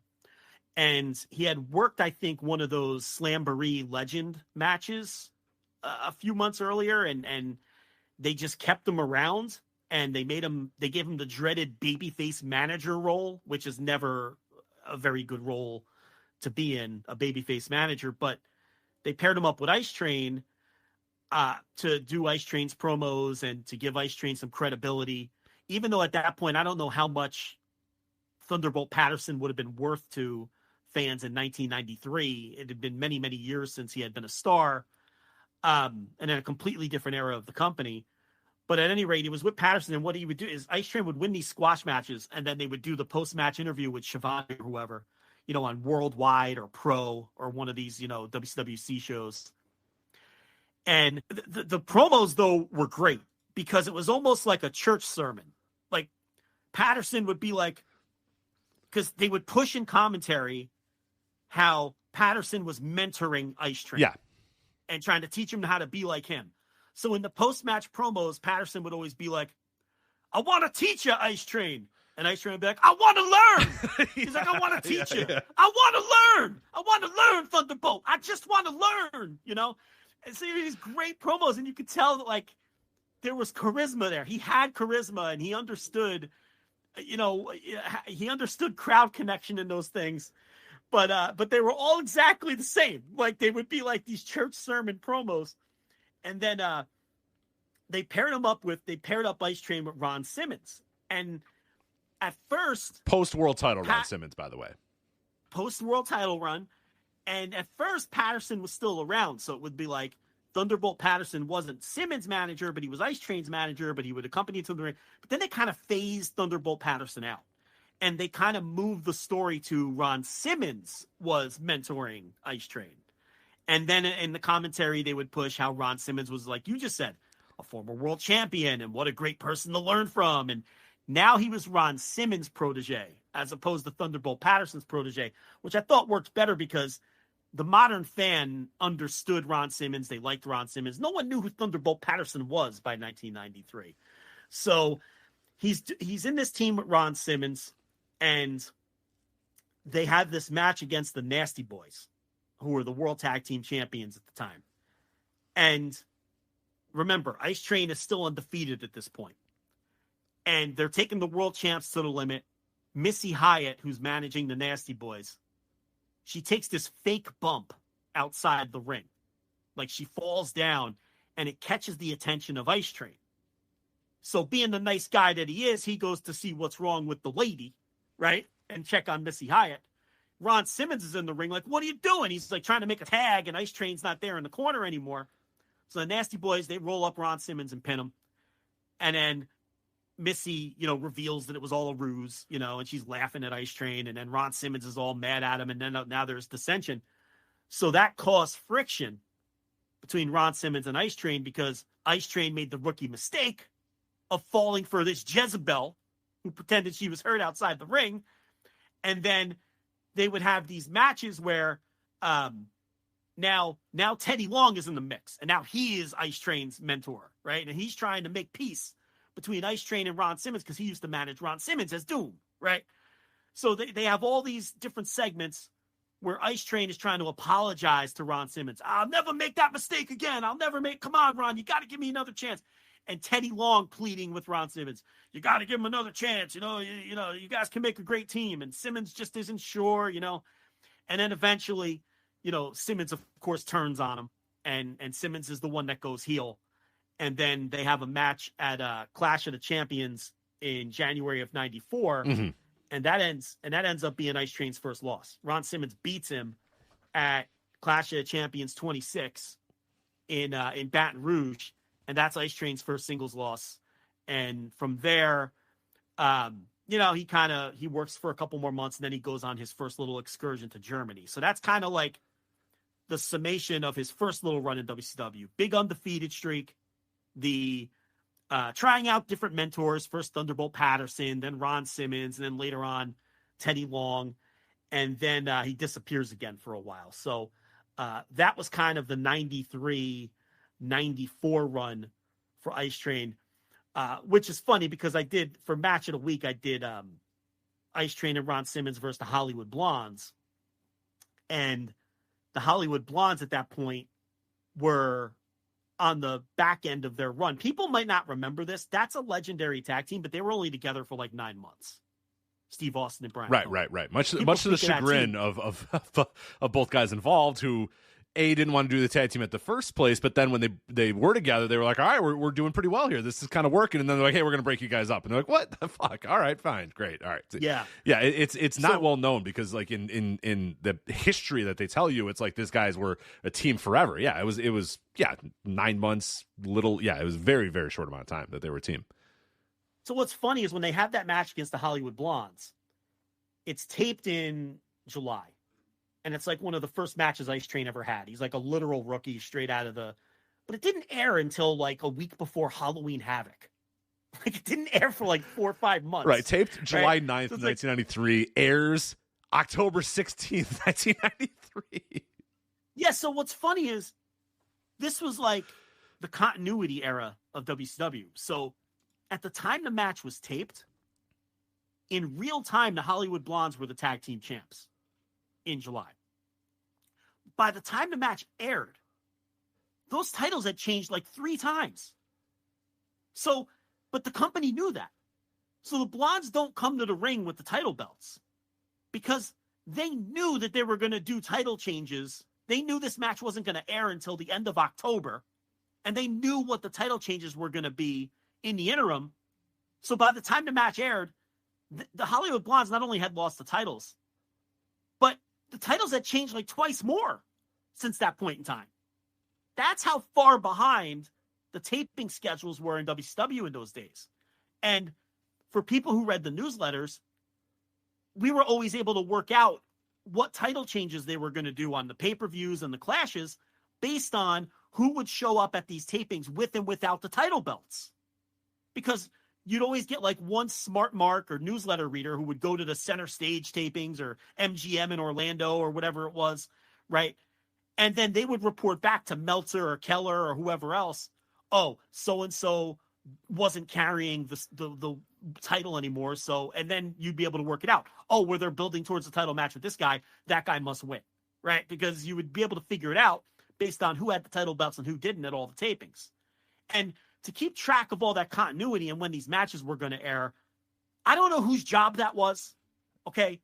But they were masters of it because there was almost never slip-ups in the continuity. WWF was the same way too. There's like one or two slip-ups in the entire history of the WCW era, and a lot of times was just like something would happen or a guy would get hurt or whatever. But if everything was good and everybody was pretty well, healthy and under contract still, they nailed it. And it's one of my favorite aspects of old wrestling is the idea that you had to sit down in fucking July and know what you were doing in October to make sure that it made sense for all that time period, that this show isn't going to air for 4 months or whatever, but we need to make sure that everything is airtight and fine. And you have to think as deeply as the Hollywood Blondes versus Ice Train and Ron Simmons. You know what I mean? Like, you have to think to that level, what is going to happen? We're going to have this random ass match, but hold on, what do we have to do here to make sure that this match makes sense in October the same way it's going to make sense when we tape it here in July? And I love that aspect of old wrestling. So they had to come out without their titles, and then that by the time it aired, that was one of the last matches that the Hollywood Blondes had on television. That ended up being one of their final matches. And Ice Train and Ron Simmons won that match. And it's like, that must have meant that they knew that they'd be winding down the run of the Hollywood Blondes by the time October rolled around, because there's no reason that team would have beat them otherwise. But the other thing about that is the finish didn't even air on TV. It was one of those deals where they were like, we're out of time. And we didn't even get to see the finish. So you said that that match took place on July 9th. July 9th. In real time. Yep. And it aired, what was the date you said October 16th. October 16th. So let me walk you through this. Hollywood Blondes lost the titles to Arn Anderson and Paul Roma on August 18th. Anderson and Roma lost the titles to the Nasty Boys on September 19th. Too Cold Scorpio and Bagwell beat the Nasty Boys on October 4th. Then the match aired. There were 3 tag team title changes in between that Hollywood Blondes match with Simmons and Ice Train and by the time it finally aired. 3 other teams held the titles in that time period. And in between all of that, Simmons and Ice Train had a match with the Nasty Boys, which was the first tease of their breakup. And that all had to be plotted out and planned in advance. I mean, this shit is crazy. But this is the same era where you would have just wild stuff like a couple years earlier in 91, where the Freebirds had a negative 6-day tag team title reign because they lost the titles at a taping before they won them at a pay-per-view. That was the extent of how this shit would be plotted out. The Freebirds lost the tag team titles on, here, I'll pull it up for you right here. They lost the titles on a taping to the Steiner brothers on February 18th, 1991. But they didn't win the titles until February 24th, 1991 from Doom at the pay-per-view. But they knew that they were going to have the Steiners beat the Freebirds for the titles before the Freebirds won them from Doom at Wrestle War. So they had the Freebirds drop the titles at the taping 6 days before the pay-per-view. So if anyone was able to follow that, they held the titles for negative 6 days. Right. So good. Because then they didn't air the match until whenever the fuck. The Steiner brother match. So it was just a completely different time when it came to that stuff. And it's funny because circling back to Ice Train, he debuted in July in real time, but none of his matches aired until like September and October. So he really didn't debut on TV until September or October, even though he had wrestled like all of July and August doing all of these television tapings for WCW Main Event and Worldwide and Pro and Power Hour, because that's the other thing. People think AEW, they got to get rid of Rampage. There's too many shows. Yeah. WCW had like 6 shows. Yeah. They had like, and they had 2 versions. Like WCW Pro alone had 2 different versions. Right. There was a Chicago version. Yeah, there was a Chicago WCW and a New York Pro. Version. Right. Yeah. And the Chicago version had Shivani and either Ventura or no, Shivani and Zbyszko hosted the Chicago version of the show. And Jim Ross and Paul E. Dangerously hosted the New York version of WCW Pro. And they would have like the same matches, but like Shivani during the matches would push cards that were coming up in the Midwest and in Chicago. And on the New York version of the show, Jim Ross would push the shows that were coming to the Meadowlands and the places in the Northeast, and they would have like different inset promos and different segments. Like Paulie Dangerously would have a Danger Zone segment that was like centered around New York culture. Right. The Chicago show would have Jack Brickhouse, fucking 84-year-old Jack yeah. Brickhouse talking about the wrestling. So and with all these different shows, Pro, Power Hour, Main Event, Worldwide, all this shit, Saturday night, and all these shows, they had at least 5 or 6 shows. The continuity would have to be, it was someone's job to keep track of all this shit and make sure that the right guy was wearing the world television title. It's just, when you look back at it, it's like how well, and now they can't, crazy like, was it this seems shit? like wrestling companies can't do fucking anything right these days. You know what I mean? They're just constantly, things are fucked up. And it's like, man, and this wasn't a WCW thing exclusively as well. In the 90s, God damn, at one point WWF, I think, well, in the 80s, of course, they had All American Wrestling, Tuesday Night Titans, Primetime, Superstars, Challenge, Main Event. And then I grew up in the era of Mania, Action Zone, Sunday Night Slam, then later Livewire. And then I grew up in the era of, Shotgun Saturday Night and Sunday Night Heat. And they had some Friday night thing too. It was just like, yeah, they had Superstars, Livewire, Action Zone. I mean, there was always these different shows on here. And again, like all those things had to be, I'm covering it right now in the Brett vs. Owen series, that a lot of this stuff has very weird timelines. Cause it's like, okay, like they're doing this heel turn, but like they would go to a town and Owen would be, a babyface in this town, but had already turned heel on pay-per-view or whatever. It was, or like the opposite, the other way around, where he would be, it was just, yeah, it's wild. And I detail it all in the Brett vs. Owen series. There's too many instances of it where I do that, but they had to make sure while they're doing this heel turn that things are being filmed in, at the right time. And you have this thing with the Quebecers losing the titles to Marty Jannetty 1-2-3 Kid, and how you handle that on house shows and Mania and things that were taped, 2, 3, 4, 5 weeks prior or whatever, trying to figure that out and maneuver it all around this guy's heel turn or whatever is nuts. And it's why, but they nail it. They nail it in the end. It's just a matter of kind of piecing it all together once you're watching. And for the viewer at home, you have no idea. If you were just a normal random viewer, you would have no idea the stuff that was going on behind the scenes to create, this stuff and put it all together and make it all work. And but for newsletter, readers and reporters, and then obviously us now going back and looking at this, it just blows your mind how they could get this all together and make it all make sense. But they did. Somehow they did. Yeah. So, anyway, back to Ice Train. So he goes away to Germany for a while, and then he comes back and has the run in 96 to 97, which that's the run that people remember because he had the match against Scott Norton on TV and they had a time limit draw. And the idea was, in fact, that might've been the match where he returned from Germany.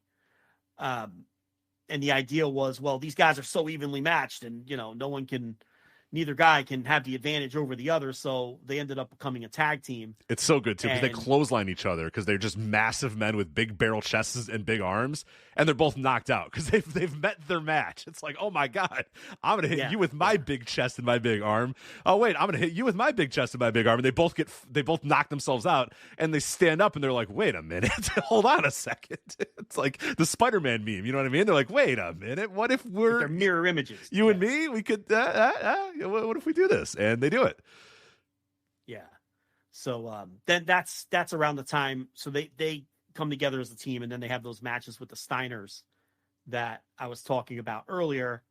And then those matches are legit good, by the way, like legit good. Yeah. Yeah. And then they break up, and don't they redo the shit with Teddy Long they did with Ron Simmons? Isn't that how the breakup? Or was there someone else involved in that? No, I think you're right. Too? No, it was Teddy Long that was involved.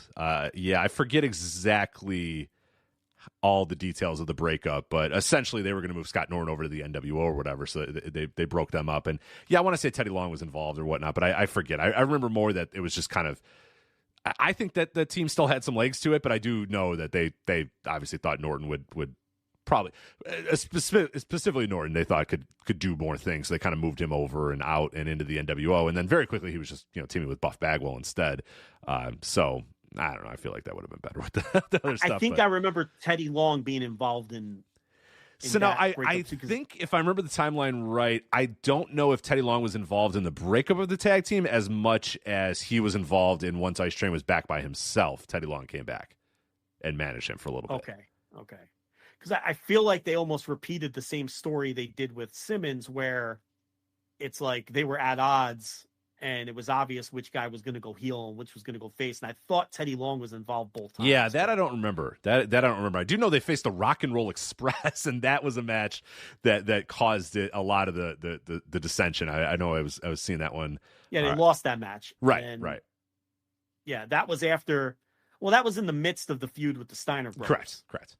Right, because they had a bunch of matches with the Steiners where they were just, that those two teams were just perfect fits for each other's style. Just a type of matches you just don't see anymore, man. None of those matches exist anymore because none of these wrestlers exist anymore. The bell rings and they're just snorting at each other and just sweating and just big dudes throwing each other around and dropping each other on their head and flexing and stuff. That shit doesn't happen anymore, man. But then Ice Train and Scott Norton had a singles feud that lasted a while because they faced each other on a bunch of different pay-per-views, right? I know Hog Wild for sure. Yeah. And which was, I mean, those pay-per-views, Eric Bischoff, let's have a pay-per-view at a biker rally in front of people who aren't fans, who aren't going to pop properly and not know what's happening. And and it's free and it just, but I get to ride my motorcycle to Sturgis as a business expense. Yeah. So. We've always said he's smart. We've never said he's not smart. He's a terrible business person, but we've never said he's not smart. He got WCW to pay him for him and his buddies to ride their hogs out to fucking Sturgis to put on a show that they made absolutely no money from. Yeah. It's genius. So, it's great. He feuds with Scott Norton, and I guess they had a match at Fall Brawl. Fall Brawl, yeah, I'm looking at this right now. Fall Brawl won on WCW Pro, and then is that it? I swear that's the blow off. Because then obviously the first one was the Hog Wild. Fall Brawl is the blow off. Right.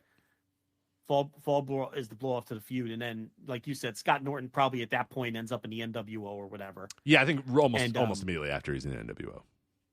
And honestly, as far as Ice Train goes, that's it for like being pushed in WCW, because they really don't do anything with him after that feud. He has like a bunch of cool TV matches. He's got the infamous match with La Parka that everyone was talking about this week, which is a shockingly good match that a lot of people forgot about. And then he goes back to Germany again, at some point in 1997. And then, we don't see him again for a while until he comes back in the dying days of WCW. And that's when he converted to the MI Smooth gimmick, which that era is not my wheelhouse. So you're going to have to jump in. Yeah. Well, so he was part of the New Blood when they were doing the another genius. Let's talk about geniuses here. Vince Russo and Eric Bischoff, they decided to come back to WCW in April of 2000, and they're going to put their minds together. So Vince Russo obviously was there at the end of 1999 after Eric Bischoff got ousted. Vince Russo comes in. It's an absolute disaster, his run as the creative force of WCW. They say, hey, you're going to have to work on a committee. He says, no, I'm not doing a committee. And then he leaves, and then they kind of book without him. I think Kevin Sullivan takes back, most of the power in early 2000. And then by April of 2000, they're like, wait a minute, we got it. We're going to combine you, Vince Russo, and you, Eric Bischoff, and this is going to work out great. It's two great wrestling minds that are going to come together and get WCW back on track. And they come together and they decide, we got the best idea ever. We're going to do the young versus the old, the New Blood versus the Millionaires Club. So you have the Millionaires Club, these old guys that have just been holding on to the spots and aren't giving the young guys any other, any credit. They're not putting them over. They're not letting them be in main events. They're not letting the new generation of WCW thrive and grow and get to where they're going to get to. And then you have the young and hungry new generation of WCW who is ready to prove themselves and sick of the old guys holding them down and taking all the spots and making all the money and driving this company into the fucking ground. Joe, who was the babyface and who are the heels in this situation? I'm guessing it's not the way people think that. No, it's not the way anybody on earth would fucking think about it. Yes, the Millionaires Club, the old guys, the old millionaires are your baby faces, and the young and hungry new blood are your heels. Because yes, geniuses. So M.I. Smooth was part of the new blood. He was the Cat Ernest Miller's limo driver. M.I. Smooth, the limo driver. Now, what he would do is, do you remember Just Joe in WWF? Nobody remembers Just Joe. Yeah, of course. Do you remember I Just Joe? Just Joe, yeah. Okay, so for people that don't remember Just Joe, which Joe knows Just Joe, but most people don't know Just Joe was a guy that was very briefly in the WWF, and his gimmick was that he would be like backstage while two wrestlers were having an argument or whatever. And they would turn to him and be like, "Hey, what'd you hear about that conversation?" He's like, "Hey, I'm Just Joe." That's essentially what the gimmick was every time. But the thing was, he was like a rumor mongerer. Yes, but then he would pass those rumors along. And then he would say, "Hey, I heard that Gold Dust and this guy were fighting or whatever." Right. And then like the next day, he'd be in the background and they'd say, "Hey, what are you doing?" He's like, "Whoa, I'm Just Joe." And it's like that was the whole. I don't gimmick. know nothing. I'm Just Joe. Right.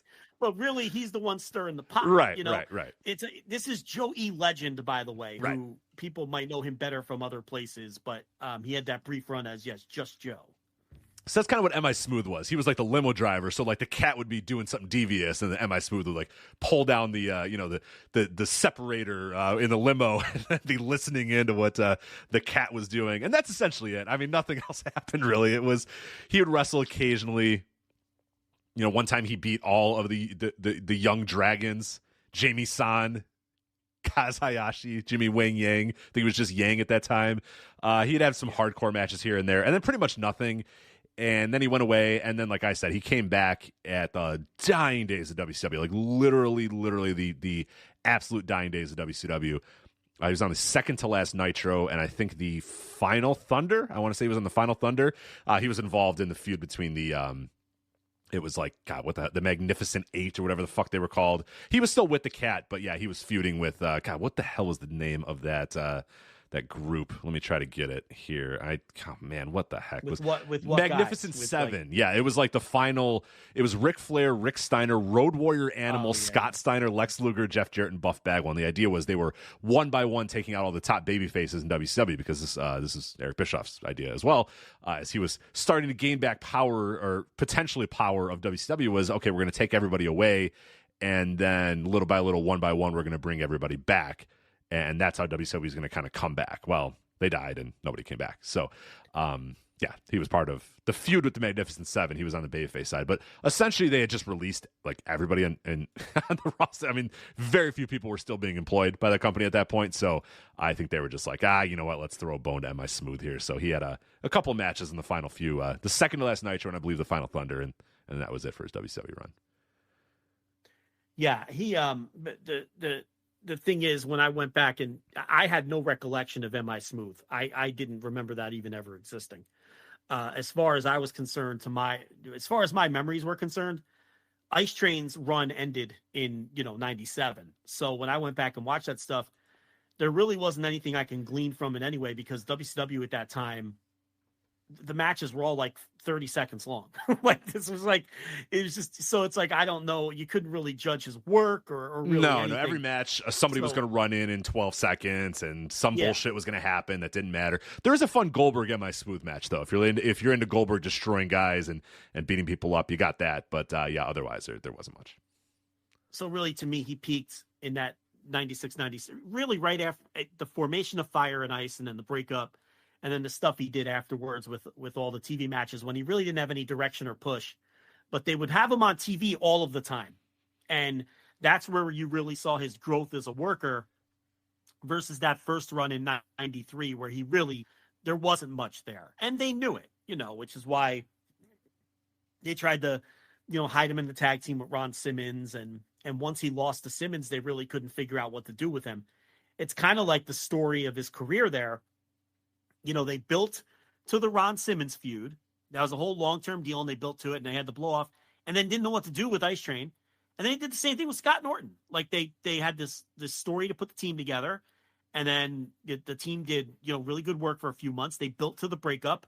They had a feud over a number of months, and then when they blew off the feud, they didn't know what to do with Ice Train again. Like, they just didn't know what to do with the guy once his big feud ran its course.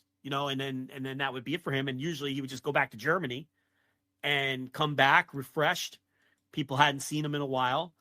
And then you would just rinse, repeat, and start the whole process over again. But then once WCW folded, that was the end of Ice Train. We never saw the guy again. So his career effectively ended. in 2001. So that would have been 23 years ago, and that would have made him 33 years old. The guy never wrestled again after the age of 33. That is the part that blew my mind. When they said 56 years old, I was like, well, that can't be right. He's got to be 65. There must be an error here. And I was like, Jesus Christ, he was 56 years.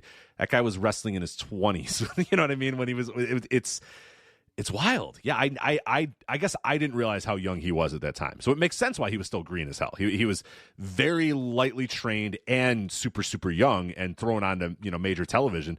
Given that, he's better than I thought he'd be. You know what I mean? Like when you look at all that, it's like, holy crap, he's actually probably exceeded what he should have been able to do at that age with that amount of training and that little of training, especially in the power plant, which wasn't exactly churning out 5-star workers in the power plant, but they were churning out big muscle heads, and I do kind of appreciate that a little bit. No Kenny Chaoses in today's wrestling anymore. No fire, Max Muscle, right? No Max Muscles. Yeah, no ice trains. I mean that's. There was one thing that the power plant was good at, and it was generic big muscle dudes. But you know what? I could take a little bit of that anymore. I was watching that arm wrestling match between Vader and Ice Train, and imagining like, who are you going to do that with these days? Well, luckily no one, because I couldn't stand arm wrestling matches when I was a kid. Like that one was good though. That one was good shit though. That was one of my least favorite gimmicks when guys would do arm. Like, do you remember? But they're big, WWF, strong guys. Joe, they're strong. Are you not following how strong these men are? They're big. People used to really pop for that shit. A now defunct Observer Award was strongest wrestler.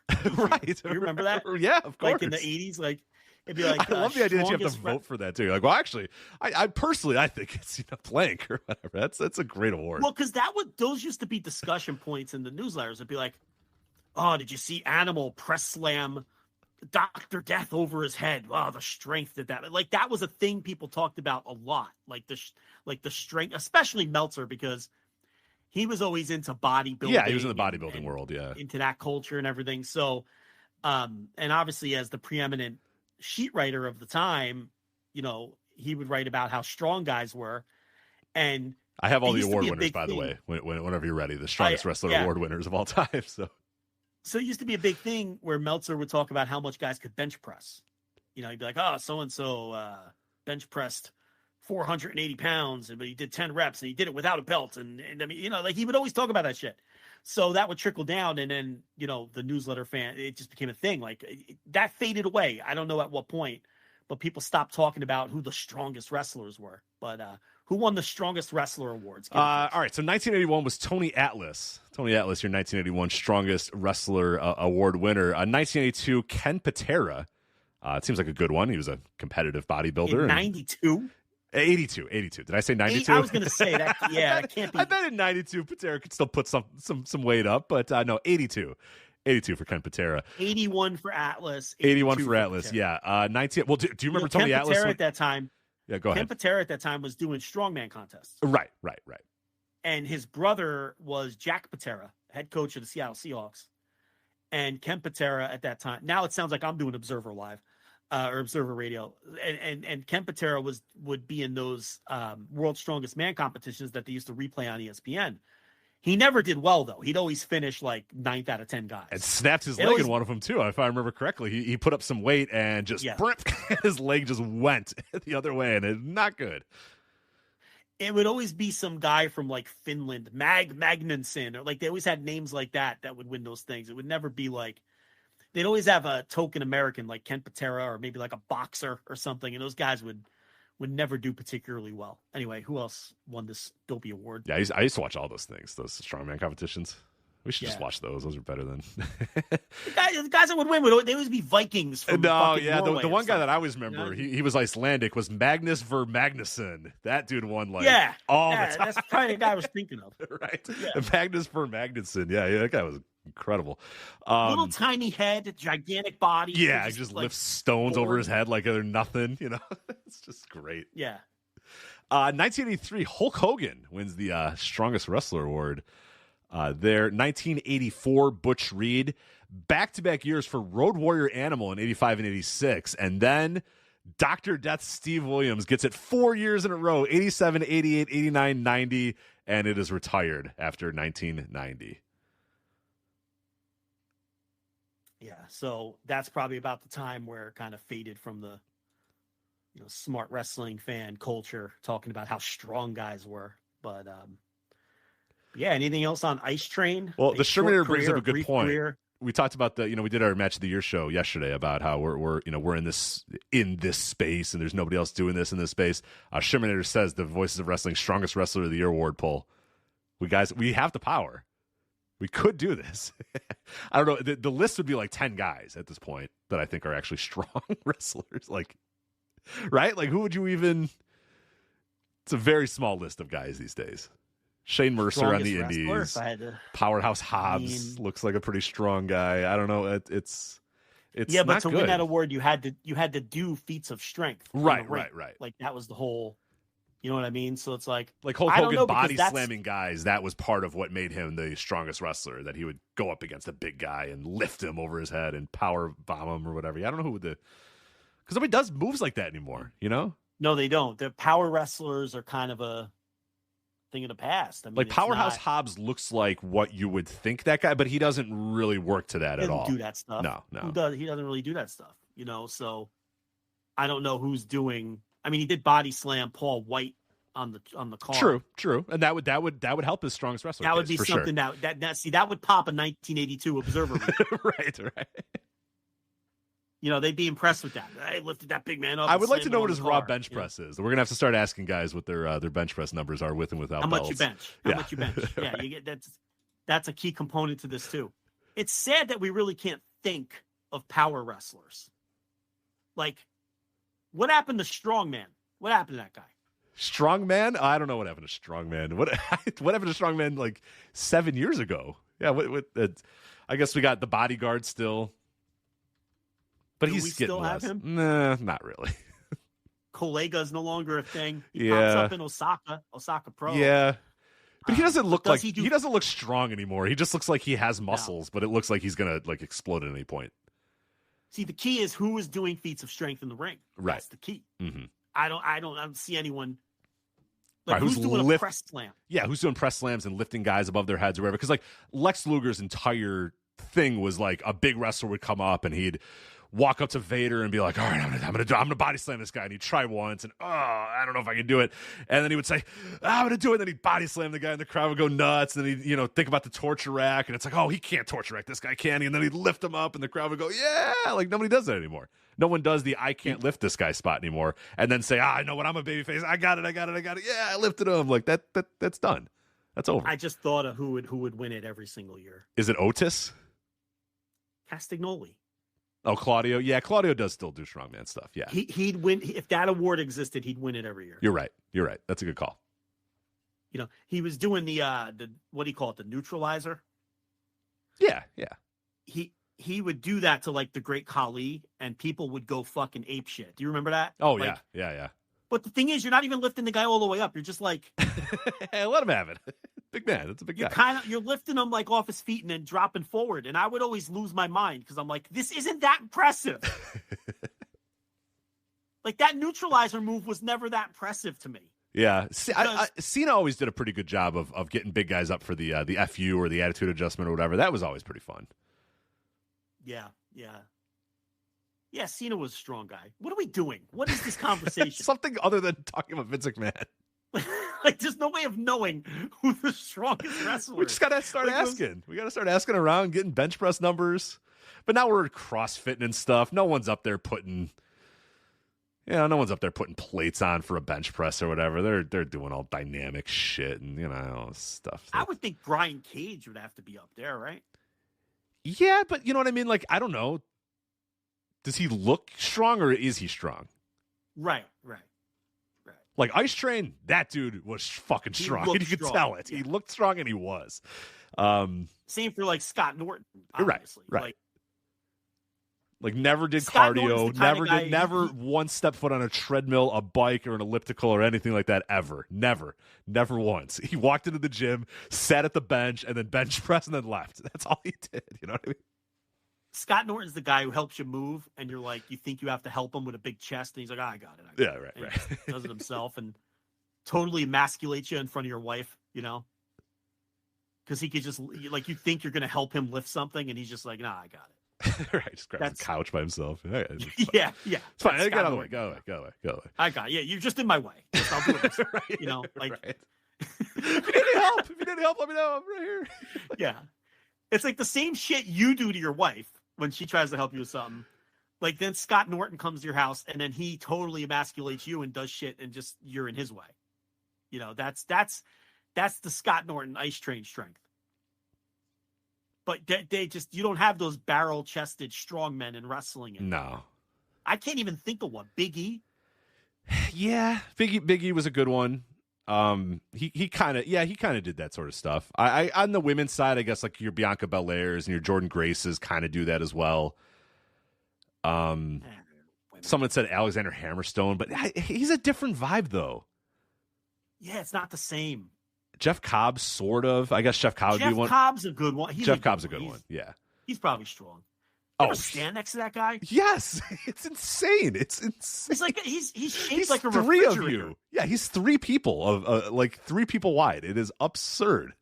His thigh is the width of my torso, and I'm not a small guy. Like his thighs are just fucking enormous. Yeah, I saw him have trouble get through a door. He was at the Knights of Columbus working for Dreamwave, and they have, it's a pretty small building. I saw him walk through a doorway and have to stop and go sideways to get through the door because the door wasn't big enough for him. And I'm like, that's probably not the only time that's happened to him, because he did it like very matter of factly. It was like, oh, no, I can't get through that one. Like that has happened a lot of times for Jeff Cobb. He knew exactly how to handle a situation of this door is not large enough for me to get through. Yeah, it's he's a shockingly, like, he's not tall. No, he's like my height. Yeah, he was like shorter than I was too. But yeah, he's just like wide. He's not. It's so hard to you got to see describe him. if you don't see him I've in mentioned this on the show before, but you won't believe it until you stand next to this guy and you're like, that is just the widest human being I've ever seen in my entire life. What? Seeing him in a ring doesn't count. Like, No. you have to be like in the gen pop with him. Yeah. If you're next to him or if he's in a crowd or whatever, you need to, you got to stand by him and near him to quite understand. Yeah, because like in the ring is different. There's all kinds of freak shows in the ring. You got to see him like in line with you to buy like a concession or like at the, like, getting like buying a water at the concession stand, like you're behind him, and like then you know that this guy's just not shaped like a normal human being. Right. I saw him buy candy. He was buying candy at this Dreamwave show, and he just grabbed the whole. How there's like the box of candy, and it's got like 7, bags of M&Ms in it or whatever. He just grabbed the whole box. He was just like, "I'll take these." That's some for his pals. I mean, it's probably gonna put some calories in. He took like 6 and he said, "Is this for the kids?" And they were like, "Oh yeah, it's for like the kids charity." He just said, "I'll have the whole box." He just bought the whole box. Nice man, nice gesture, but he's probably just like, "Oh, I'll probably eat all this. What's 2 more bags of peanut M&Ms? It's fine. I'll probably eat them." Peanut? He was a Chikara peanut guy. Hate to tell you. So, peanut M&Ms are fantastic. All right, Joe. Get peanuts out of here. Do we have to talk about the Royal Rumble? Yeah. Probably. Yeah, all right. Hey, you know what you can do with the Royal Rumble is you can listen to us instantly react to the Royal Rumble this Saturday over at flagshippatreon.com. We're going to do that immediately following Saturday's Royal Rumble, so make sure you're on there. We'll keep an eye on the media scrum as well, which I'm sure will be a very newsworthy media scrum. I am using very, very large air quotes. It's not a video show, just an audio show. But I'm winking and making large air quotes about the very newsworthy media scrum. We'll see, but we'll be on the air live immediately after Royal Rumble. Instant Reaction Live, that is on our $10 tier at flagshippatreon.com. And by the way, a huge week over there at flagshippatreon.com as well. We have had a lot of content and a lot more still to come. I am doing the Rumble Rewind series, so going back and watching classic Royal Rumbles, that is up there. My Bret versus Owen series, looking at the history of the Bret Hart and Owen Hart feud. New episode of that covering Royal Rumble 1994 and Owen finally turning on Bret. That will be up in the next couple of days as well. You had your weekly Thursday Dynamite review this week as well, recapping last night's episode of AEW Dynamite. That's on there. You also have 2 bonus shows that we did for the $5 tier. That is on Tuesday, we did a show about the WWE Netflix deal to move Raw to Netflix. We'll talk about that a little bit later, but that was kind of our breaking news audio, what we knew at the time, reacting to that. peeling back the layers of the deal about why I don't think it's that that good of a deal. You kind of agreeing as well that there's some stuff in this deal that might not be all the way there. So I think we did a pretty good job at that, about an hour plus talking about the Netflix deal. So go back and listen to that on Tuesday. We're going to follow up a little bit on the show, but the meat and potatoes of the deal are discussed on that episode. And then just yesterday, we did the Voices of Wrestling Match of the Year Top 10 reveal as well. So if you are listening to this right now and you want to know who the top 10 of the Voices of Wrestling Match of the Year is, now that poll will be out by Friday afternoon at some point. You'll know who the top 10 is at that point. But what I will say is, in this year's episode, we didn't just reveal the top 10. We've done that sometimes where we just got on there and said, here are the 10 matches. Here's who we voted for. Okay, bye. This one, we really dug deep into the history of the Match of the Year poll, why it came together, and then a lot of the statistics of the Match of the Year poll, both historically, this year, reaction. So there's a lot more analysis in this year's episode. So I would really, even if you know what the top 10 is and you don't really care, or you know what our ballots are and you don't really, I think there's a lot of analysis that I think you will enjoy out of that episode as well. So that is also available on the $5 tier. So a busy week over there at flagshippatreon.com. We're going to cap it off on Saturday with Instant Reaction Live for the Royal Rumble. So anything else to say about the old Flagship Patreon before we get to the Royal Rumble? No, we went pretty deep on the Netflix deal, on the new media rights deal for Raw, and approached it from a bunch of different angles that I don't know that a lot of other outlets did. So we approach it from every which way, and that's why we're not doing a full segment on the media rights deal on this show. I couldn't even imagine having time to do that. The good thing we did a show in the middle of to do that. we bailed ourselves out with that one. I don't know how we would have gotten to everything, but if someone's looking for our breakdown of that, as Rich just said, it's and that's $5 audio. That wasn't a live audio. So you can get that audio breaking down the media rights deal on the $5 tier. Quite honestly, there's not a ton more to talk about. You want to just do that now, the details that came out you know since what? we last did the audio. Yeah, why not? Let's do it. Yeah, so we were, as Rich said, when you peel back the layers of the deal, it's a good deal. I can't call it a great deal. I don't think it's a phenomenal deal. There's a lot of potential pitfalls in the deal for WWE. They when you really break down the level of raise they got, because they didn't just sell the Raw media rights in the United States. They also sold the Raw media rights in all the other markets, with, we think, the exception of India and North Africa, Middle East. And in addition, for all those international markets, it isn't just the Raw rights either. It's essentially what constituted the old network, with the network going away. So it's going to be everything, the pay-per-views and SmackDown and NXT. So when you really break down what all of that stuff is worth today, plus factor in a small raise for all of those pieces of content, the $500 million was a increase in totality, but depending on which analyst you want to listen to, somewhere between a 20 to 40% increase, more than likely, rather than, on the surface, if you don't really dig in, it just looks like they went from $265 million a year for Raw to $500 million. That really isn't the case, because the $500 million is for the global rights and things other than Raw 2 outside of the United States.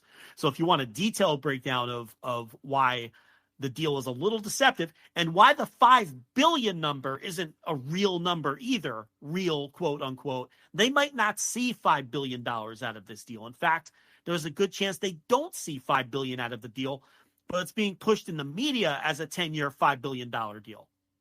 Because, but again, go listen to our audio. We break it all down. We peel back the layers. It's good audio that we look at from a bunch of different angles. But what's new since we did that audio? There has been some new developments on the deal. Yeah, so we had some questions about the renewals, and there was the idea of, okay, is this going to be because in the piece, or in the press releases, they talk about that Netflix has an opt out after 5 years, and then a potential to renew for an additional 10 years. And you sort of had the question of, okay, where does that, what are we talking about here with this 10 years? Is it 10 years after, after the 5? Is it 10 years after whatever? I think we have this clarified from Dave Meltzer, clarified that it's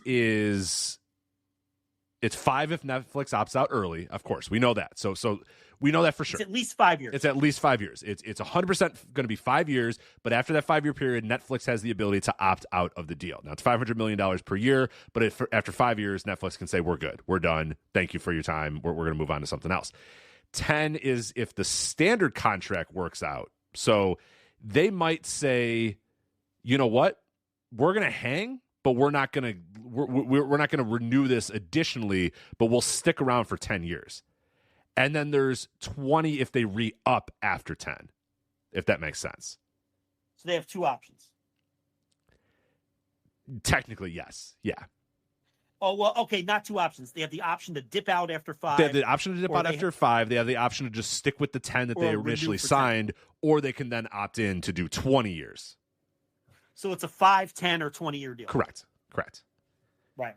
And the thing about it is, so there's no guarantee WWE sees anything other than the 5 years. That's all they can really bank on. Right. For their investors. Now, 100% that all they can get is the 5-year for now. Right. And someone made a good point in either our Discord or one of the chats. Again, I apologize if I don't remember who it was. Who says Netflix exists in 20 years? That's a big reason why I'm very weird about doing all this sort of stuff. Because it's like, man, think of what this world looked like 5 years ago, 10 years ago, the streaming world. Think about all the different networks that existed, 10 years ago that don't exist these days. It's plus with all the mergers and everything that go on with these streaming services and it's look, again, the more you peel back on this deal, it doesn't match. Look, I think the headlines are very creative. And look, I floated the idea that it's possible that both the WWE side and the Netflix side are fully aware that there's no way this thing is going the full 20. But the idea was, let's just announce it as a $5 billion deal. Right. That's a possibility too. Just to because a lot of people don't read past the headline and they're just going to see 5 billion and that makes WWE look good. That works for Netflix because it increases, the negotiation, the baseline for their competitors. There's a million reasons why you would do that. And it's not unusual at all to do that in business. The analogy we made were NFL contracts, which a lot of times fake money is announced that the player is never going to see. Right. So, there's that aspect of it too. The other thing that broke since we did our audio was it is now confirmed that USA will not be carrying the show for that 3-month dead period where no one has the rights to Raw, because the deal is up in September or October of 2024. Yeah, it's September 3rd or September 30th or whatever. I don't know if I forget if September is 30 days or 31 days or whatever. But yeah, nothing. So nothing from October to December. We have nowhere where it's going to be for those. Correct. Those months. No one has Raw under contract from November through December of 2024. So the question is, where is Raw going to air during those 3 months? Well, now we know it's not going to be USA. So, if I'm Netflix, if I'm WWE, I give that to Netflix for the reasons we talked about behind the paywall. You kind of want the most continuity possible. You don't want to send your viewers somewhere temporarily for 3 months and then tell them, oh yeah, by the way, we're moving again. Now you got to come see us on Netflix 3 months later.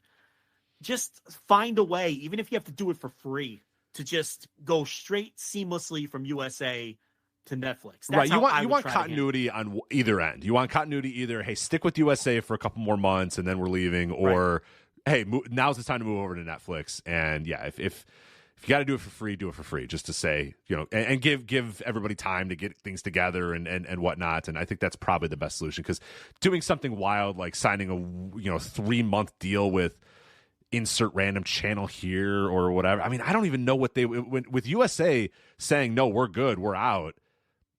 That doesn't leave a whole lot of options. Like, who else would pick this thing up? Who else would even run with this thing for 3 months? Who would want 3 months of Raw? It just seems like a very weird thing and it's like so weird that they even signed this. And I know that it's probably because all the international stuff is all ending at the same time too, so it's just easier for Netflix to start things off fresh with the new year. But yeah, it's a very odd thing for this to have this weird 3-month gap where we might just not have Raw for 3 months. I don't know. You know what I mean? Like, I don't know. Is that what they're gonna do? show it on Peacock, I guess, is one solution. But why would Peacock? I mean, they might just say, we're good. You know, you guys you're clearly leaving our service soon, so we don't really give a shit. You know, it's like we're not going to have any loyalty to you guys. We have no real allegiance to you guys anymore. So I guess that's I don't know. It's I guess with SmackDown sticking with NBC Universal, maybe they put it on Peacock or something like that. But I don't know. I don't see that necessarily happening either. It's very strange. So that is kind of a new thing that we have as well. One of the other things is that there are escalators in the deal, because we had talked about that too. Like, did you guys sign this deal where, like, no matter what, like, you're locked into this $500 million thing? Because that could be a really, really bad deal here in 2035 and 2040 or whatever. Signing a deal for $500 million now, who knows what the money's going to look like or what inflation's going to look like at that point.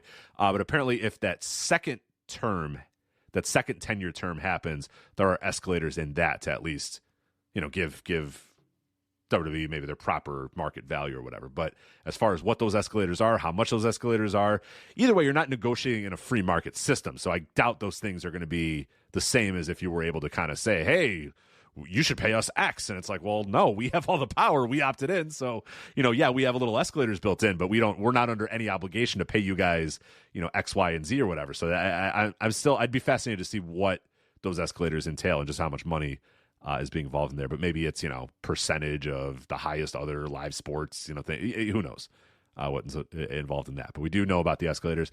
And finally, I was talking about this on the show we did on Patreon, a little bit of like, I heard this stuff about Netflix. I didn't know if it was real. Well, they did actually confirm it, that Netflix is no longer allowing new and returning members to sign up for the ad-free basic subscription that costs $11.99 per month. All you have now is the $15.49 per month option, and that's the cheapest ad-free plan that you can do. So you have either the $6.99 per month. We kind of talked about this on the show, but I just wanted to confirm that we got it right. $6.99 per month. That is what is going to have ads on it. That's the ad-supported basic plan for $6.99 per month. Or you can do the $22.99 per month premium tier as well, which gets you the Ultra HD and of all that other stuff. So you have $6.99, $15.49, and $22.99 are the three tiers. But that former $11.99 per month tier, that is going away. That's gone. So and I thought I read somewhere they're talking about getting rid of the 15. I thought I saw that too. I don't know if that's been confirmed either, but they're going to do that. They're going to do that because they are making their money back on ads. We talked about that on the show. They are going to make the money. They're paying this WWE $500 million, and they have all this billion-dollar content strategy, not because they're going to get that back off of $23 subscriptions from a bunch of people. They're going to get that back by having you pay $7 a month and then also serving you ads as frequently as they possibly can, with as high a rates as possible. They want the ad money. Right. Yeah. WWE, bottom line here, and we'll move on. Again, if you want, we got 90 minutes of audio on this behind the paywall? Yep. 2 hours of audio, whatever it is we did. The bottom line here is WWE is a big winner here if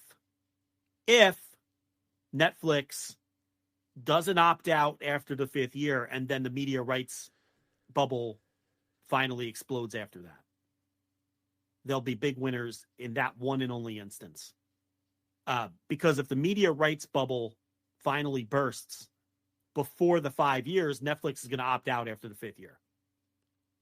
So that's kind of the key here from that standpoint. Yeah, I think you said it on the show, like if in that the only time this is going to work, and it probably will because it's this fucking company, is 6 years into the deal after Netflix says we want to do the other 10. Yeah, the live sports bubble bursts, and these guys just laugh all the way to the bank as per usual. Right, and they're getting an exorbitant amount of money for content that they would have gotten half for after the bubble burst or something.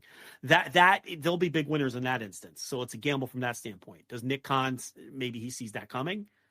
But people have been talking about that bubble bursting for a while now. To be fair, I'm not seeing the massive increases that we've been seeing over the last couple of cycles. Now we have to see what happens with the NBA, okay? And you have to leave the NFL out of it because they're their own animal. Right? They're gonna do ungodly numbers on every one of their next deals. They're going to get $1 trillion deal here one of these days, and who knows? And that Bills Chiefs game just did 56 million viewers. We're talking about something just right. It's not even in the same universe as anything else that on television. But yeah, we'll see what happens with the NBA. But an okay deal is bottom line. But 90 minutes of audio on that behind the paywall. Royal Rumbles this weekend, live instant reaction live rather. This weekend you get that on the $10 tier. So there is breaking news coming from, I want to say this is Fightful. Did you see this yet? I don't know if I saw anything. No. What do you got? One name that has been, and I just lost it. Where did it go? It looks like maybe Brock was going to be a surprise for the Rumble, and for gestures around obvious reasons, that may not be happening now. Let me see if I can find it. I just had it and now I lost it. All right, here we go. Here's the report. Please navigate away from this page if you wish to remain spoiler free. Okay. There are naturally a lot of potential Royal Rumble surprises, but one could end up changing for obvious reasons. Recently, Fightful reported that Brock Lesnar was to return to WWE TV. This week, Fightful learned that the Royal Rumble was originally discussed as a potential target. This was reiterated to Fightful Thursday, but it was noted that in light of Lesnar's implied inclusion in the Vince McMahon lawsuit, that may change. So I guess it isn't news. It's just, I guess someone from the company has told Fightful that they're now rethinking Brock Lesnar showing up at the Royal Rumble. Yeah, which is probably a I smart would think idea. it would be insane to put him in the Royal Rumble at this point. I mean, that show is in 2 days. What are we doing here? I mean, you can't have that guy in the Royal Rumble with the news that just came out. I mean, the worst case scenario with this story is like the company has to completely clean out all of their leadership and start from scratch. How can you brazenly just stick that guy with what he's been accused of? Right. Right. You just read what Lesnar is accused of in that lawsuit. You can't have him show up in the Royal Rumble. Are you out of your minds?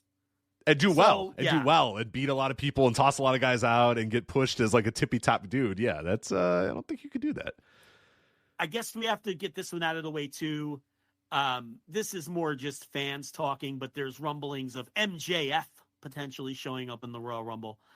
I will say it again, and I've been saying this consistently. I am of the belief, not through any insider knowledge, not that anyone has told me, because the most closely guarded secret in AEW, and something that's strictly only known between Tony Khan, MJF, and whoever fucking is signing checks. I am of the belief that MJF re-signed with that company a long time ago, and that this War of 24 nonsense is nothing but storyline. I know they took him off the roster page on the website. I think that's just to put over the story.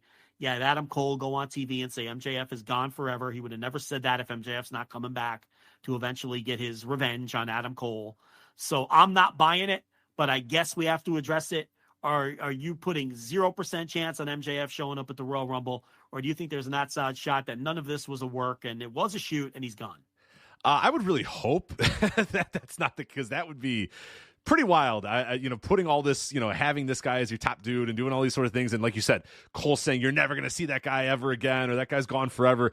That seems like in wrestlers speak, that's no way. We always talk about Jerry McDevitt coming back to get me. Right. Jerry McDevitt always having this, when Eric Bischoff, another genius move by Eric Bischoff, challenging Vince McMahon to a fight on pay-per-view. And Jerry McDevitt, who then sued Eric Bischoff, said that, by Eric Bischoff saying at one point, oh, Vince McMahon's not going to come to the pay-per-view because he doesn't want to face me, was implying that he was going to come. You know what I mean? It was all this weird stuff. And it's like in wrestling speak, actually, when you say this, what you're doing is you're hinting that it's going to happen. So that's kind of what I apply the logic to this Adam Cole thing of like, if he says you're never going to see that guy ever again, that seems a little too on the nose for him not to show up on the Royal Rumble or whatever. So, I'm not going to put it at 0 because I don't know. It's wrestling, man. This wild wrestling world is getting more ridiculous by the day. But I'd put it at a very low percent, 2.5%. Okay, How about that? I put it at 0, and I'm willing to take a massive L if he shows up at the Royal Rumble. I don't buy it for 1 second. I think he's re-signed. I think he's re-signed for a number of years. I think he might be the highest paid person in the company. So I do not think MJF is showing up at the Royal Rumble. As far as the men's Rumble, they did the big face-off with Cody and CM Punk. So it seems as though the match will be built around those two. It was a good segment. That was a good segment. Yeah, they might end up being the final two or whatever. Punk is the betting line favorite on most sports books.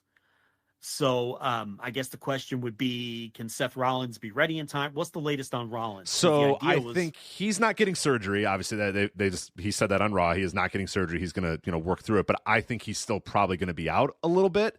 So I want to say he's out, given that he had a partially torn MCL and a meniscus. Yeah. You're going to have to wait a couple weeks for sure. So I think he could, if he wants to, he could be ready at WrestleMania. But it's not going to be. He can't be doing anything until then, basically. Yeah, so the match would be, if he can work WrestleMania, it would be Punk winning the Rumble and then challenging for the fake world title and facing Seth Rollins at WrestleMania, which then, where does that leave Cody? So the big thing among the WWE hardcores is they want Cody to finish the story, right? And they don't want The Rock facing Roman Reigns at WrestleMania. And I know we've talked about this a little bit already a couple of months ago. I don't know. I'm not going to tell fans what they should and shouldn't want, but to me, this whole Bloodline story has always been designed to eventually get to Roman Reigns versus The Rock. It's not about Cody. It's about Roman Reigns versus The Rock. And if I'm running that company and I have an opportunity to put, anytime The Rock is involved in pro wrestling, he's instantly the biggest star in pro wrestling. Yes. First of all, let's get that straight and let's get that out of the way. I won't debate it. I won't debate you. I won't argue with you. You're wrong. If The Rock is involved in pro wrestling, he is automatically the biggest star in the business. And in fact, it's not even close. There's not even a number two. Not Roman Reigns, not whoever the fuck. I don't care who you want to name. The Rock is the biggest star in wrestling if he's involved in wrestling. So if he wants to come back, he's working the main event of WrestleMania. And this whole Bloodline head of the table story, they as we've been talking about for years, they've been waiting around for The Rock to want to do this match.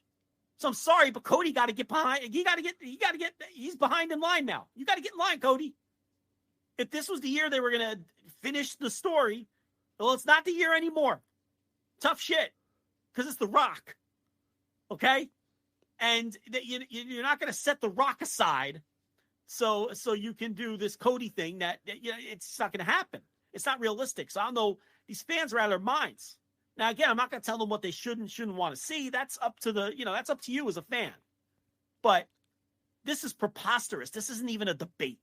If The Rock calls up WWE and says, I want to work WrestleMania this year, whatever you have planned gets wiped off the fucking table, and now you're doing The Rock versus Roman Reigns. For sure, End for the sure. Story. End the fucking story. And I don't know how you could argue that. Well, what I will say is that I believe that WWE has tried to play it both ways as well, because they keep telling people that, oh, Cody's going to finish the story, and everybody talks about finishing the story or whatever. And it's very convenient. But then again, once there's a better option out there, they immediately ditch it and move on or whatever. And I do see why some fans might get frustrated by that, because the company is telling you, because there's a lot of people being like, like are saying like, well, the story is actually Roman and The Rock. And I agree the story is Roman and The Rock, but then you have to stop telling fans it's about finish the story. They want it both ways. They want, if The Rock is not there, they want to be able to slide Cody in there, but then if The Rock can go in there, they want to be able to say, hey, Cody, hit the fucking bricks.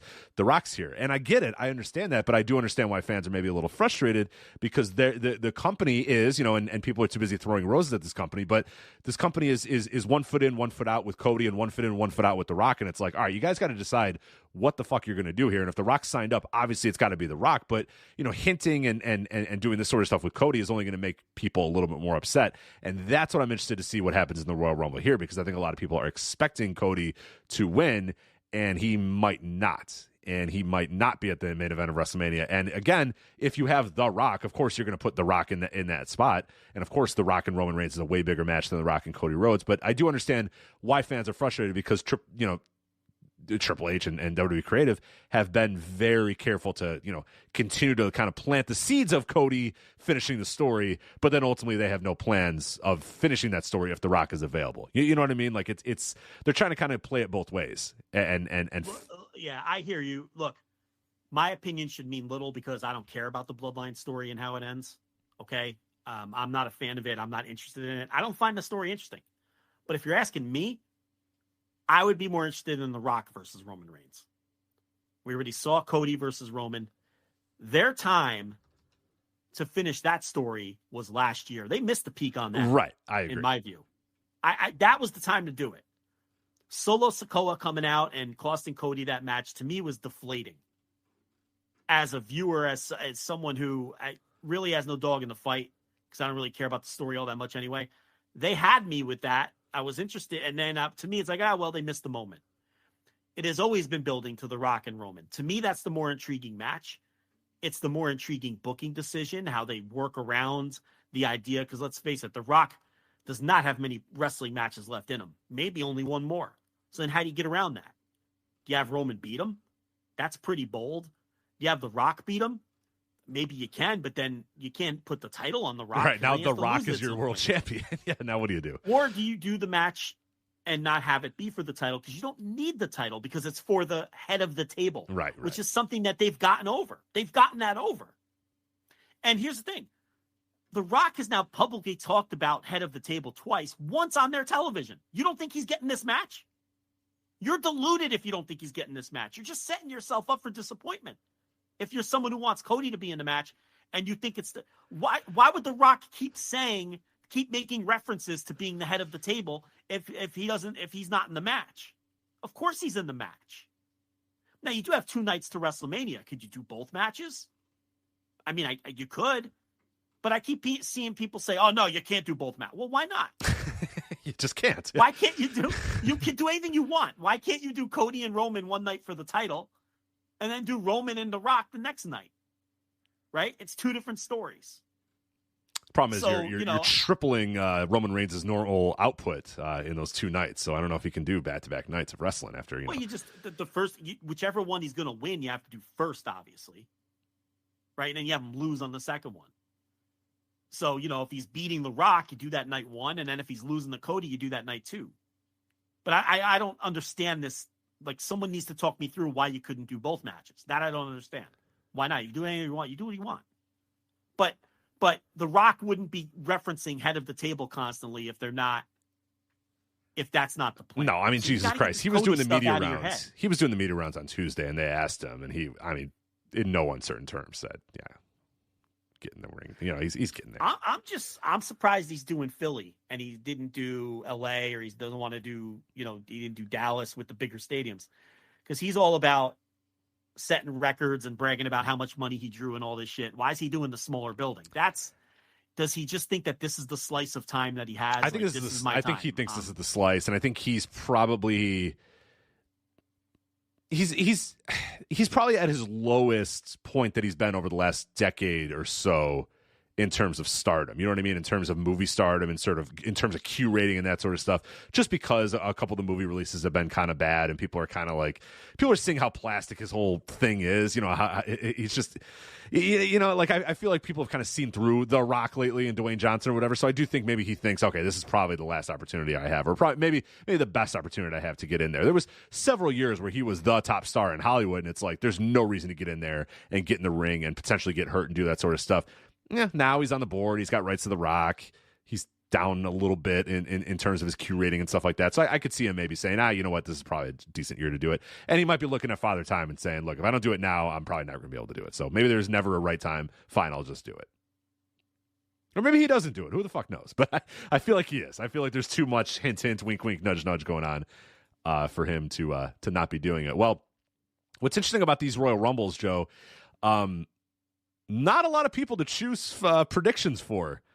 Betting lines, I get why CM Punk is pretty high in the betting lines, because there are, in the men's side, there is from the Raw brand, Cody, CM Punk, Shinsuke Nakamura, Drew McIntyre, Gunther, Kofi, Damian Priest. That's it. That's all they've announced from the Raw side. The SmackDown side, little thinner.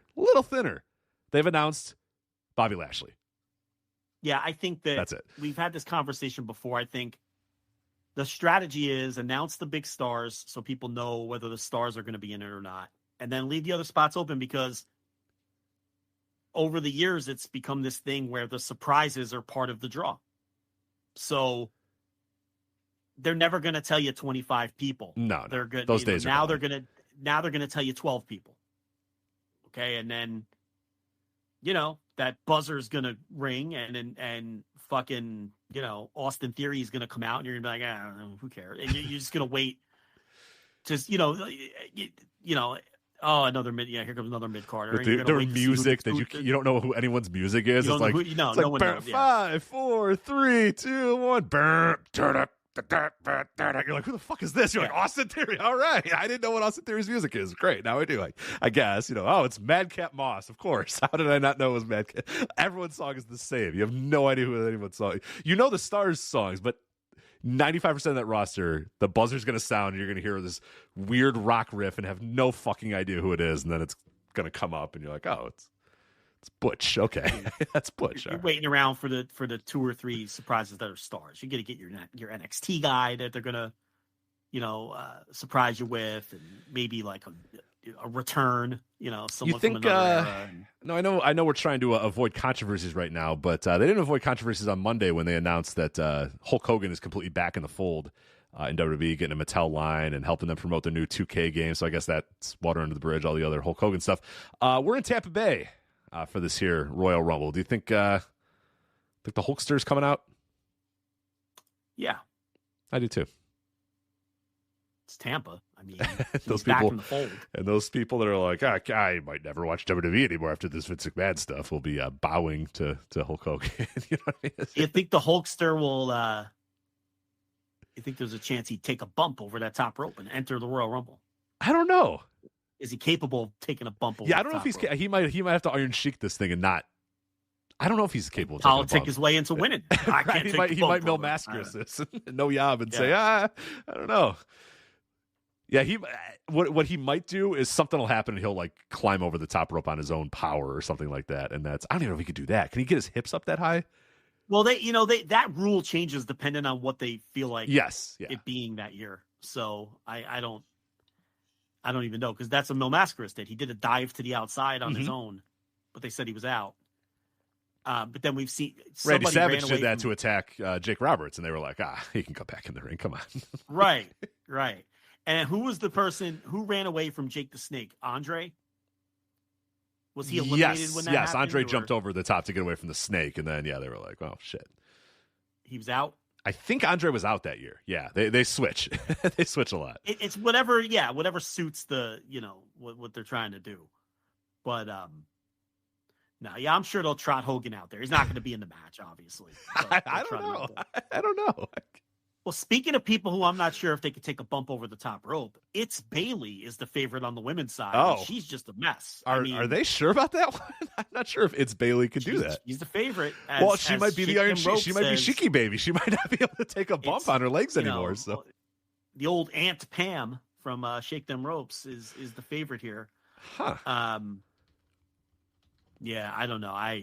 Well, there's only 4 names announced for the women's. The women's one, if you think the men's is bad, they never announce people for the women's Rumble. It's Bayley, Nia Jax, Becky, and Bianca. That's all we got for the women's, and I don't assume that there's going to be that many more announced. It's kind of the way they always do it. That's kind of how they do it. Well, I got to ask you, do you think the Boss will be in the women's Rumble? I don't know. Good opportunity for her if she wants to. I was talking about Bruce Springsteen. Oh. Boss. Minoru Suzuki, of course. Yeah, who are you referring to? No, look, there are some people insistent that she is not going back and that the negotiations fell apart. It is pro wrestling.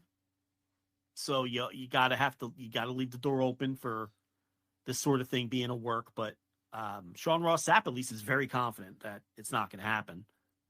I don't know. I don't have any inside information on it. Who else would qualify as a big surprise on the women's side? I can't even really. Oh, the women's Jade, side. obviously. Jade Cargill. Yeah, dude, if they don't find a spot for Jade Cargill in this thing, then what are we really doing here? Yeah, but they want her to get tossed over and lose in her first. I don't know. They got to do something with her, right? I love this. I love this retcon that we were doing now, where now everyone's like, oh, you can't expect that much out of her. You assholes told us she was the biggest thing since sliced bread, and it would come out of limos. You can't then retcon We're the ones who said, I don't know. Right. She's not that good. You guys said, wow, this is the biggest signing in history. Right. Oh my God, look at this. This is a star. This is a WrestleMania main eventer the second she steps into that building. And now it's like, I didn't train her very well at AEW. She might not be ready for all we throw at her and stuff. And it's like, dude, if you can't figure out a way to use her in a Royal Rumble, then I don't know, man. I don't know. But you're right. Do they want to toss her out? I don't know. Listen, these WWE fans, they have no fucking standards. It doesn't matter. Yeah, you're right. It doesn't matter how bad she is. They're going to say that she cooked. You know it. They think Lexis King is good. It's cooking. I mean, somebody made a very innocuous critical tweet about The Rock's daughter, Ava, who, by the way, fucking sucks. Is the drizzling shit. She's so bad. She's so bad they don't let her wrestle anymore. No, she's now an authority figure and now officially the NXT general manager, which I thought she was that before, but now she's officially the NXT general manager. I don't know what she was before when she was making matches. So because they know that she can't wrestle because she's the shits and there's just no hope in her being a wrestler, they're trying to get, if she was anyone else's child, she'd just be cut. Okay? But they're trying to find something for her to do because she's The Rock's kid. So they gave her the GM role and the talking role. Here's the problem. She can't talk. Yeah, either. one problem, Joe. One problem. She is completely talentless. She might be the nicest girl ever, but she has no talent. None. And they know it. And someone made a tweet this week. I don't know who, some random account said basically, I guess charisma skipped a generation, something like that. Yeah.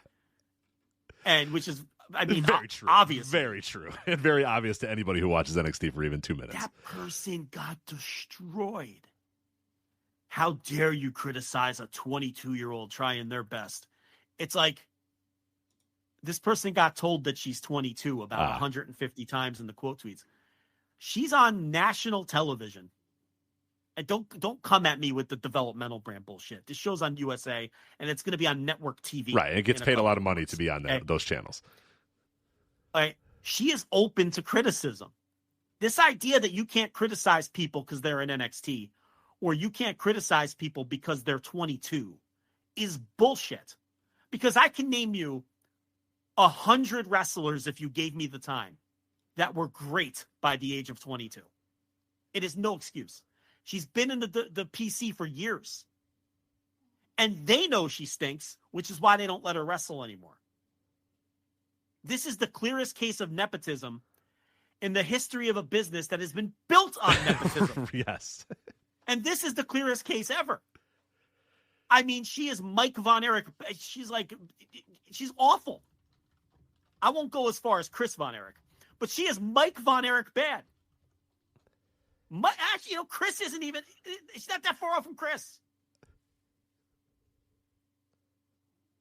This is Angelo Mosca. Name whoever. Yeah, it's in the pantheon. It's in the pantheon, man. It's sub Eric Watts, really. Oh, whoa, my God. Eric Watts works circles around Ava. Yes. I mean, she is just talentless. It's sub Joel Watts. It's sub Joel Watts, too, I think, because at least Joel Watts could kind of talk, sort of. Not really, but. I have no problem with Joel Watts. Did a nice job as a commentator. He put together all those video packages. Yeah. He was useful. I have no problem with Joel Watts. Listen, she's talentless. And the fact that it's like, we talk about this all the time, is critique going away? Because it's like, you're a bad person if you just say that. You got to be able to critique things. You can't watch her, like, by you saying, oh, you can't say that because she's 22, or you can't say that because she's in developmental, or you need to give her time. Well, you're admitting that she is bad then. Right. You're not saying that she doesn't suck. You're just saying you can't say she sucks because she's 22. And the worst part is you see a lot of people go, oh, well, it took The Rock some time too. Remember Rocky Maivia? Remember, hold on now. Let me explain something to people. Okay. Everyone in wrestling knew instantly that this guy was going to be the biggest star in wrestling. Right. He took one bump and Pat Patterson said that guy's a future main eventer right now. From day one, Jim Cornette, Pat Patterson, you go right, and everyone, Jim Ross, they laid eyes on him and said, he is going to be a star unless something an act of God intervenes, this guy is going to be one of the biggest stars in the history of the business. It was obvious before day one that he had overwhelming natural charisma. There is no comparison between Dwayne Johnson and his dopey daughter who has no talent. No comparison whatsoever. She has no talent for this thing. Maybe there's something else in life that she can do. This ain't it. And there's nothing wrong with saying that. So that bothered me when I saw. I know I shouldn't get worked up over dumb people on Twitter. It's like a waste of time and everything. But this idea that you got to give her time like her dad. That was Von Vince McMahon. Right, I was going to say, it wasn't her dad's fault that Vince McMahon had the worst fucking gimmick possible for him. Is you are a good rookie and you have family members that were stars before, so that's going to be your gimmick. And it was basically a year where he was quote-unquote bad, and then halfway through that year, they figured it out, turned him heel, and he was off to the races. It wasn't long. No one, and it's rewriting history, no one thought he was bad. They thought the presentation was bad. Everyone knew that the potential was there. Nobody sees potential in Ava. So also, and he was, but again, also that's a rewriting history. So he debuts at Survivor Series 1996. By a year later, he's been knee deep in the Nation Domination, and is very clearly getting over so it was like 6 months where he quote unquote wasn't over or needed time to figure it out or whatever. By the beginning of 1998, he figured it out. And by 2 years after that, she's been in development for 4 years, by the way. 2 years after that, he was the biggest star in wrestling. When did she sign? She signed in 2020. She's now going into her fourth year. Yeah. Where was The Rock? Like you just said, where was he going into? By the fourth year, he was already winding down his wrestling career to go to Hollywood. By the time he was in his fourth year of wrestling. This is the comp that people are making. So right. This is my point here on Ava. Okay. And one more thing before I tie this to Jade Cargill. Rich, you're a big NBA fan. Uh-huh. If an NBA player gets drafted in the first round and it's very obvious he stinks by the age of, forget 22, by the age of 19 or 20, is it inappropriate or uncouth to say that the player stinks and probably doesn't have a future? Or do people freely express that opinion? Right. Most of the time, people are able to kind of freely express that opinion. Now, it's sort of changing. When it's obvious, that's sort of changing a little bit, but because people are very, very, very sensitive to criticism these days in all walks of life. But for the most part, you can say that a third-year player that's not working out is a bust and not working out. And I'm talking about serious sports critique, not geeks. Right. Like in the real world of sports critique, would anyone fail to pull the trigger on ESPN or something? No, God, if it's very obvious after 3 or 4 years that somebody stinks. Anthony Bennett. Oh, yeah. People, and he was a guy who everybody knew day one. He stepped on the court and everyone was like, this dude's not ready. And he never was ready. Yeah, he was never ready to go. Oh, you got to leave him alone. He's 20 years old. No, critique is critique. Okay, there's NFL quarterbacks that get drafted, lose their job after a year and a half, and they never, and everybody says they stink and they never play. That's just the way it goes. You're a professional. You get paid a lot of money and you're on TV. You're open to critique. But the point here is modern WWE fans, they don't have any fucking standards. Okay? So Jade Cargill doesn't have to be good. It doesn't have to have improved. Right. If she goes into this Royal Rumble and blows 3 spots, she's still going to get praised and put over by their fan base. And that's really all that matters. You and I can come on here and scream all day how she had 2 left feet and looked terrible. It's not going to matter. Because the modern WWE fan base, they're not critical of anyone. So it doesn't make a difference whether they're good, they're bad, or anything. These people don't know what good and bad. They don't know the difference. And that is a credit to how WWE has built their business and has promoted their talent. Mm-hmm. And cultivated a fan base, fanatics. And cultivated a fan base. Because that's a great thing to have, to where your fan base just thinks everything is great. So I don't even know what they're worried about with Jade. Just fucking get her out there. These people accept anything. Who else you think could show up? I mean, Trinity is a lock, right? Oh, we're feeling that glow. We're feeling that glow for sure. I'm most confident about that one, I think. I'll put that at 100% chance of Trinity showing up. I would be as confident as you are that MJF's not showing up. I'm as confident that Trinity's showing up. To that one, I don't know. Trish is going to come out and they're going to pretend, oh my God, it's Trish Stratus, even though she was just there like 2 months ago. You know, we're going to do that song and dance. Kelly will get her 5th different Royal Rumble surprise pop. Michelle McCool will come out. Same old bullshit. You got to get your NXT. You got to get like Roxanne Perez out there. Yeah. 7 minutes, right? Yeah. Tiffany Stratton, maybe. That seems like a good one to maybe put her in that spot and kind of promote her a little bit. I don't know. Who cares? What else we got on the Royal Rumble? Not a whole lot else, Joe. You got Logan Paul versus Kevin Owens for the United States Championship. That could be really good. I'm interested in that. I am interested in that. Could be really good. Logan Paul, he's going to be in there with someone who's not going to do like flippy doos with him, like Ricochet or he had a match with Seth Rollins, right? Who else did he have a match with? Did he have a match with Seth Rollins? No, he had a match with... Yeah, of course. No, at WrestleMania. Yeah, Seth Rollins, Ricochet.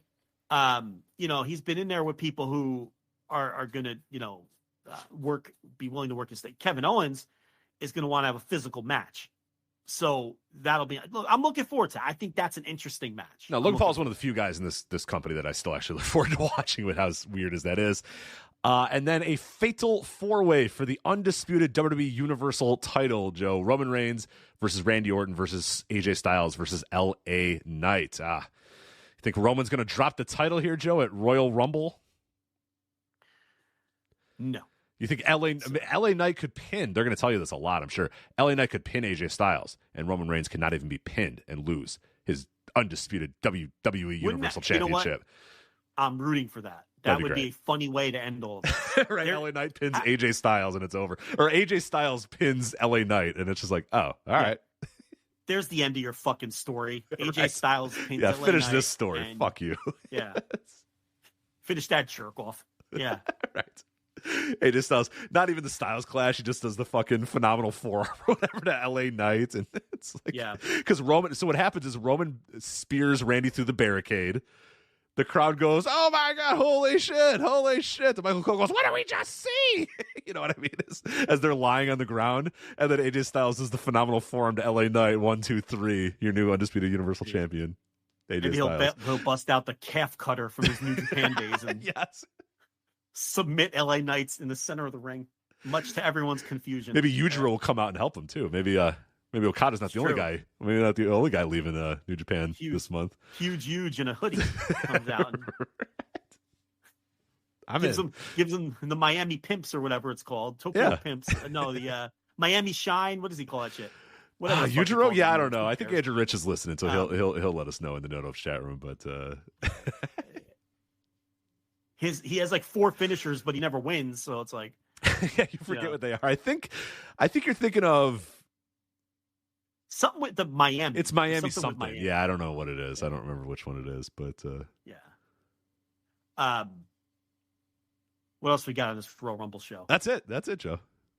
Okay. All right. Well, see you Saturday. Gunther, he'll be a factor in the end. Absolutely. Right? Yeah, he set the record last year for the longest time in a Royal Rumble match. So yes. Yeah. Miami Shine. I had it right. The Miami Shines. What's the other one that he's got? He's got another one. It's Tokyo Pimps or something like that, right? Or is it Pimp? That's what I said. Tokyo Pimps and I think it's Miami Tokyo Pimps and Miami Shine are the two. Yeah. Something like that. Yeah, he might even have another one. When's the last time he hit one of those in a ring? I don't remember the last time I've seen Yujiro Takahashi dropped the I can't remember last time he scored a fall. Like I don't, because the Miami Shine's like that fireman's carry thing, right? He puts him on his shoulders and then. All right, now you're taking it too far. I have no idea what. Shit, I think it's like a fireman's carry, but then I forget what he does after that. I think it's just like a slam. I think it's just a fireman's carry into a slam. Who cares? Yeah. Either way, huge coming out at the Royal Rumble to help AJ Styles win the undisputed WWE Universal Championship. So WWE. Some quick contract season notes as we're actually it's winding down because we have less and less contract season. Kevin Patrick out as the play-by-play man on Monday Night Raw. So that kind of came out of nowhere, right? Kevin Patrick, the Irish guy that was Yeah, it was always a weird fit for him because he was a backstage guy, and then they moved him into the main role as the main commentator on the main show, and I was like, I don't know if that's going to work, and it really didn't. It really, really didn't work. So, yeah, I don't know. Now he's gone. They just flat out released him. Yeah. So the only other note I have is Musashi, who has announced that he is leaving Michinoku Pro. And what's interesting is he did work the Super Junior Tag League with Yo. Do you remember that? Yes. Last year? Yeah. And the other interesting thing about that, he looked really great on the tour, I thought. And Master Wato has blown out his knee. I don't know if you saw that. I did see that. Yeah, he's going to be out for a while. Was it ACL, if I remember correctly? Yeah. Yeah, that's going to be a while. And replacing him, I believe, on the Fantastica Mania shows is Musashi, who announced he's leaving Michinoku Pro and who looked really good on his last New Japan tour. I'm connecting some dots here. I think you got something there. I think there's a chance they can just bring this guy in. I mean, this looks to me, do you remember? I don't remember who got hurt last minute, but Dookie was a replacement. Oh, yeah. But I forget who. Yeah, I forget who he replaced. He did good on the tour, and they gave him a spot. Okay? El Desperado. I looked it up. El Desperado had to get pulled. Right. And I think Despy knew him from working in Mexico or something and might have recommended him or something like that. Someone was tight with him. The point here is this reeks of a similar situation, right? The guy works the tour teaming with Yo. He looked great on the tour. Now Master Wato gets hurt. They can call anyone they want. Who do they call? They call this guy who looked great the last time he was there. He also announces he's leaving his home promotion. I don't know, man. I feel like this guy's going to be a New Japan wrestler sooner than later. It seems to make a lot of sense. So. Yeah, it seems to make all the sense in the world. And they're probably going to be in some sort of minor restocking mode as a few guys, are possibly leaving. And some talent. Yeah. So, so I mean, I thought that was an interesting one, and I don't see a lot of people talking about it. Now, Wato's being replaced by Oleg Boltin on some of the New Beginning Tour shows in some of the undercard tags, but I think it's Musashi who's replacing him on the Fantastica Mania shows, which makes a lot of sense because Musashi can work that style. He's a Mishi Pro guy, and they've got that, kind of Lucharizo. He's got that Lucharizo background to him. So, I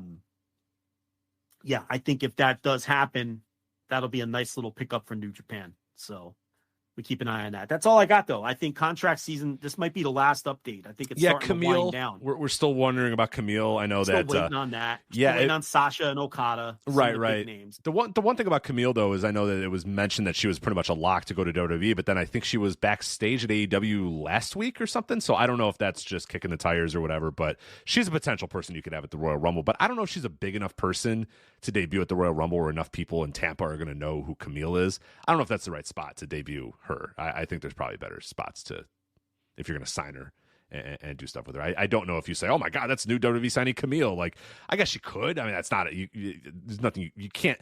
You could still do that if you want, but I just don't know if it really has any legs to it. I don't know if there's really anything that's going to result from that. But. I don't know. She's been in an AEW ring when they were doing things with the NWA. So it seems as though to me, the NWA, which by the way, I'm glad you brought that up because it's now official. The reality show is also going to be on the streaming, the CW app, not CW proper. So we'd have this settled. And the thing about it is it seems like even with this, whatever this CW deal entails, which has to be for it can't be, they're not doing it for nothing because CW has exclusivity because NWA is not doing pay-per-views anymore and Power is moving to the app. Billy Corgan would not give up his pay-per-views, even with the meager buys they were doing, and move all of the Powers over from YouTube and whatever money was being generated from that, which again, probably wasn't a ton of money, but it's something. He wouldn't give all of that to CW exclusively for free. Okay. That's just preposterous. It doesn't make any sense. So there has to be some kind of they're getting something out of the CW deal, but I suspect it's not much because when you look at that roster, it is dire. It's bad. I mean, it is. Yeah, I looked at the tapings and I was just like, "Oh boy, this is." I mean, they just can't afford any talent, and they're using really low-level indie people, connections through whatever Joe Kazana has with his independent promotion, and just they bring in people that you've never heard of, from the indie scene, and they're slowly, like Tyrus retires. I'm sure he was making more money than most of the people on the roster. Camille's leaving. I'm sure she was making more money than most of the people on the roster. And, you just get the sense that cash flow is still a problem with them, even for whatever money that they're getting out of this CW deal. Now, they had 7 pay-per-views last year. So let's say they did a little under 200 buys for the last pay-per-view. Let's say they do 200 buys on 7 pay-per-views. 1,400 pay-per-views, 4 pay-per-view buys times $40 is $56,000. You do the split with Fight. They made roughly, let's call it $30,000 on pay-per-view last year. Okay. Don't think that's gonna work.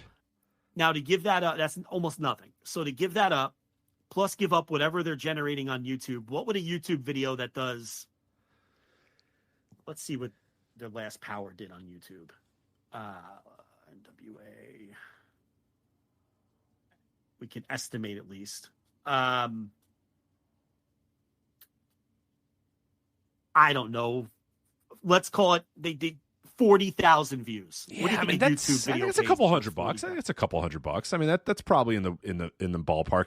A lot of it depends on what your other videos are doing, but I mean, if all their videos are doing pretty well, that's I don't know, a couple $100, maybe $500. So per month. Now they've got a bunch of videos up. All right, let's just estimate high.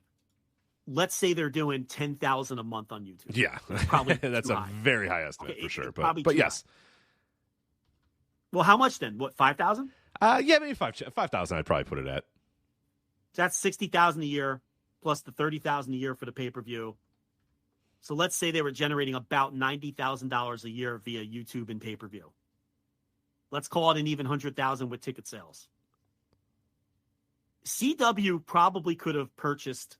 The point I'm getting to here is CW probably could have purchased exclusivity for well under $1 million a year. And it would be a good deal for Billy, right? If the CW comes to the table and says, we'll give you $300,000 a year for Power and it just exclusivity for every match that you produce. Billy has to take that, right? Oh, yeah. We just did the math.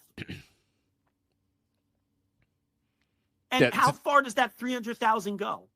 How much of that goes to producing the shows themselves? Like, they're making nothing. No, right? it was the most vanity project of all vanity projects. It was an all-time. It's what the term means. You know what I mean? And that, I don't know if the term money mark is very demeaning. I don't know if I really love that term, but it was a vanity project for Billy Corgan because he likes wrestling, and I'm sure he was just bleeding money to have those things happen. But at certain points, if someone's going to offer you some sort of deal, some sort of money to do this, then yeah, of course you have to take it. You have to take it. You know what? But what I'm saying is they're paying him something. I just don't think it's a significant amount. No. If he's getting $1 million per year, that is such a win for him. Because we just did the math and what they're generating. I mean, they're lucky if they're generating $100,000 a year in gross revenue. Unless we're greatly undershooting the YouTube. Right, which I could be. But even then, right. I think they're not making up that difference. Like you said, the two numbers you gave, what, 300,000 or $1 million as potential, like, they're not. I think that based on our math, they're generating like $100,000 a year in gross revenue. Right. Maybe I'm underestimating it, but I'm not underestimating it at like 3 times. It's maybe at best double what I estimated. And what's that at 200,000? Right. Well, that's what I said. 100. As I said, instead of 100,000 a month. Oh, I see what you're saying. Yeah. Right. That's as high as that would go. That's as high as that would go. I don't think it's any higher. Even if we give them credit for that, then they're grossing $130,000 a year in whatever they're doing in tickets, which we know is minimal. How much are their houses? Maybe a couple $1,000. when they draw. It probably doesn't cover the building, honestly. They draw let's say they draw 500 people to a show at $30 a pop. I mean, and that's a high estimate. That'd be $15,000. Minus whatever the expenses are on that. It's a couple $1,000s. And I don't even know how many times they've drawn 500 people last year. Some of their pay-per-views probably do. So I don't know. I was just trying to figure out what CW might be paying them, and it doesn't have to be a ton for Billy to take that deal. And the results to that last show, I don't even think they're out anywhere yet because there's no one to report the results. Right, because it's very out of sight, very out of mind these days. I had one person that they did go to the show. Actually, let me see these Paranoia tapings. I got a report from somebody who was at the shows. Let me get the exact message they sent me. And they teased that they were going to tell me more, but didn't say. Quote, "This is the most boring, soulless, and just weird pro-level show I've ever been to. I've been to a lot of bad shows. This was the worst. I'll spare you all the details, but never again." So you know someone who was there? Yes. To Paranoia. Yep. Wow. But they won't tell me the details. They're like, just don't even worry about it. It's over. So it was terrible. Not good. Yeah, apparently the worst show they've ever been to. Well, I saw the lineup, and I'm not surprised. Yeah, I'm not surprised. Looks like really argue. Looks like a lineup that could be bad. All right. What else we got? Okada? Let's talk about Okada real quick before we get out of here. Yeah. So, how do you want to start this? I mean, last week we kind of broke as we were on the air, so we kind of just had to impromptu talk our way through it. Now we've had a week of reflection. I don't know. One thing I see in a lot of places is that he should have lost to some people on the way out, and there's now being anger directed at him by some New Japan fans. Here's the thing. When was he supposed to do all these jobs? Because I looked it up. The news that he was talking to Barry Bloom broke in mid-December. The earliest date I could find was December 17th. Okay. And that is when he was rumored to be talking to Barry Bloom. And it wasn't even confirmed that he had hired Bloom. So already you're talking, just a few weeks before Wrestle Kingdom when the Bryan Danielson match had already been scheduled. So you're not going to tear up that match and stick him in a match with with whoever. Name your fucking young guy that you want him to lose to, right? Then he didn't even announce that he was officially leaving the company until last Thursday afternoon. So the company wasn't aware because they had to rip up all of the entire tour and rebook everything and take him off of all of the shows. So they weren't aware that he was leaving. They were aware that he might leave, but they weren't aware that he was officially leaving until last Thursday. So I would like to know when he was supposed to do all of these jobs to all of these young guys. Can someone explain that to me? How New Japan dropped the ball here, how Okada is being selfish when no one knew he was leaving until last Thursday. So what did you want him to do? Did you want him to do a bunch of jobs between December 17th and fucking yesterday? I don't understand when he was supposed to do these jobs. I don't know how you can blame the company for this. Yeah. Now I will say I was a little surprised to see that they retained the never openweight 6-man titles though at the Road to New Beginning show earlier this week. It was Okada, Ishii, and Tanahashi against TMDK, Kosei Fujita, Mikey Nicholson, Shane Hayes, and they won the match, retained the titles, and then after the show, Okada said that he was vacating the title. So I was a little surprised by that. That seems like a good opportunity for him to lose to somebody. I mean, I know it's not anybody, but it's not somebody that you really, really need to push. But I think losing those titles to Kosei Fujita or whatever would have been a nice little thing. But I get how maybe they thought it'd just be better for him to just go out on his own terms or whatever. It's Okada. I kind of get it in a sense. Like it's strange. If this was a lot of other guys and it was well known ahead of time, and if we know that Okada's saying, no, it's not going to work for me, brother stuff, but it does feel like the timeline's been real shrunk, and it does feel like New Japan is maybe trying to be as nice to the guy as possible on the way out and really kind of give him, a nice exit as opposed to saying, all right, we're just going to job you out for the next 6 months or whatever to everybody. I don't know who needs to hear this. I don't know how many New Japan fans are going to get mad at me. It's Kazuchika Okada. Okay? They're not going to bury him on the way out and have him lose a bunch of matches on this tour. He's going to be treated with the reverence he deserves. If you don't like hearing that because you feel like he's leaving and he's putting the company in a bad spot and he's the bad guy here, I don't know what to say to you other than too bad and grow up. It's Kazuchika Okada. They're not going to embarrass him on the way out. If you think Kazuchika Okada losing the dopey, never open weight trios titles to is going to change the fortunes of the TMDK guys because they're the ones that beat him for those titles that nobody cares about, you're out of your mind. It doesn't make a difference. So he might as well win that match, and they might as well do the Tanahashi match because it's Okada. He's one of the biggest legends in the history of the company. There's Antonio Inoki, and then the next guy might be Okada. You think they're going to beat him like a drum on the way out? No. They're going to treat him with the reverence he deserves. They're going to treat him like a legend. They're going to kiss his ass on the way out. That's just the way it is. You could be mad about him leaving all you want, but they're not going to job him out on the way. It's Kazuchika Okada. Okay? This isn't Jeff Cobb. This isn't this isn't Yujiro leaving the company. This is a legend. He saved the damn company. He was the biggest star during the biggest golden period in the history of the company. Look it up. Okay? They're not going to bury him in his final 3 matches after he decides he wants to go after 17 years. Did you see him crying in the ring in Korakuen? You think this was an easy decision for him? Also, doesn't the possibility exist that he's not leaving, that he might be leaving, but still able to come back to New Japan?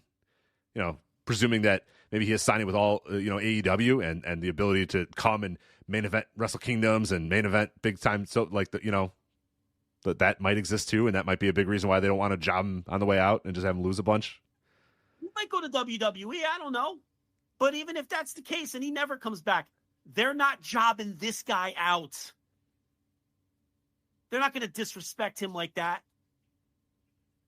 Okay? That's just not the way it's going to go. It's not realistic. You're not being realistic if you suggest that. They're not doing that.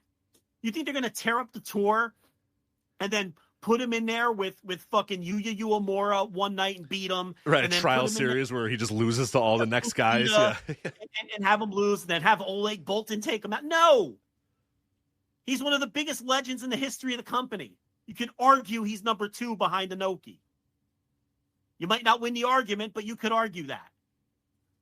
So yeah, they're going to treat him with reverence on the way out the door. I'm sorry, that's how they're going to handle it. Okay? Now, if he had given them notice at the beginning of last year, then maybe it plays out a little different. Then maybe you pick a guy and you put him in a program with him, and ultimately he loses the program and he gets somebody over. But they didn't know he was leaving until last fucking Thursday. You can't go retcon the whole year. Maybe they knew he was thinking about it at some point. Then what do? You beat the guy like a drum, and then what if he decides he wants to stay? Like, this is all just, it's gotten too emotional, and I understand that. But you got to set your emotions aside, and you have to be logical about these things. And they're not going to embarrass the guy on the way out. They're just not going to do that. Not a guy at that level. They wouldn't do that to him or Tanahashi or Naito or somebody at that level. They're not going to do that. That's just that, it's the way it's done. This isn't some random mid-carder that you could use to get somebody over. It would have been nice if they knew ahead of time and they could use, but that wasn't how this played out. They didn't know till a week ago. You got to cut the company some slack here. I don't blame New Japan at all for how it is handling this. And I don't blame Okada for anything. He's 36 years old, and there's a lot of money out there to be made. And he wants to make it. I can't kill a guy for that. Would I prefer that he stays? Yes. Of course. I would love for him to stay in New Japan his whole career. I can't kill him for this. Even if he chooses WWE, when you've got these two companies throwing millions of dollars at him that New Japan cannot pay him, how can I kill him for this? I can't. It's not fair.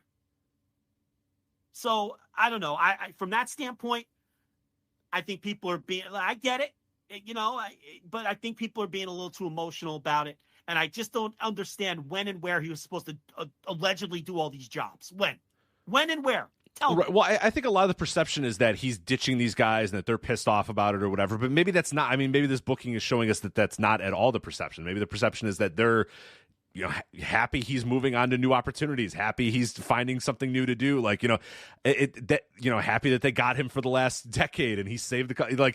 I think there's the fan perception is fuck this guy, he's leaving us, we don't want him anymore, go away, go over to WWE and AEW, leave us alone, you're ditching Japan, or you're ditching New Japan or whatever. And it doesn't look like maybe that they feel the same way about that New Japan. They don't feel like they're booking him like they're hurt or upset or angered or any of that sort of stuff. So that might be, again, like you're saying, that the difference of how a fan would approach this and how Gato and New Japan management handles it with one of their all-time legends. Yeah, a guy at this level, they're not gonna handle it that way on the way out. They're just not. And he's gonna have the match against Tanahashi in Osaka. In hindsight, they probably wish they could have booked a bigger building, maybe do it in Osaka Joe Hall, but they don't. And again, that's more proof they didn't know this was coming. If they knew this was coming, the whole tour, done a whole fucking tour centered around him leaving in gigantic buildings and. Drawing twice as many people, and they packed Korakuen twice for his last two Korakuen matches, and that Osaka match undoubtedly would have been in Joe Hall.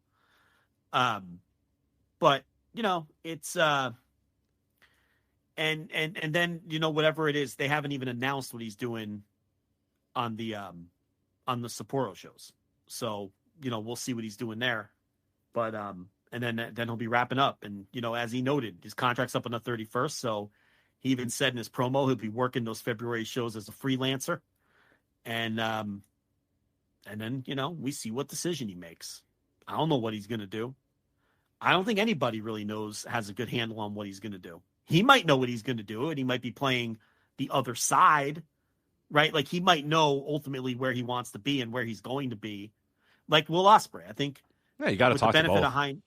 With the benefit of hindsight, we know that Will Ospreay was not going to WWE. With the benefit of hindsight, but it would have been foolish of him to play that hand. So, he made it out like he was shopping his services everywhere. Maybe Okada knows where he wants to go. So, and a few people have asked in the No Dopes chat room, what do you guys think about the Super J-Cast reporting that Okada was refusing to put young talent over on the way out? I would just say, listen to what they said. I don't know. I don't talk to anybody in New Japan. Okay, When was he asked to do this if they didn't even know he was leaving until a week ago?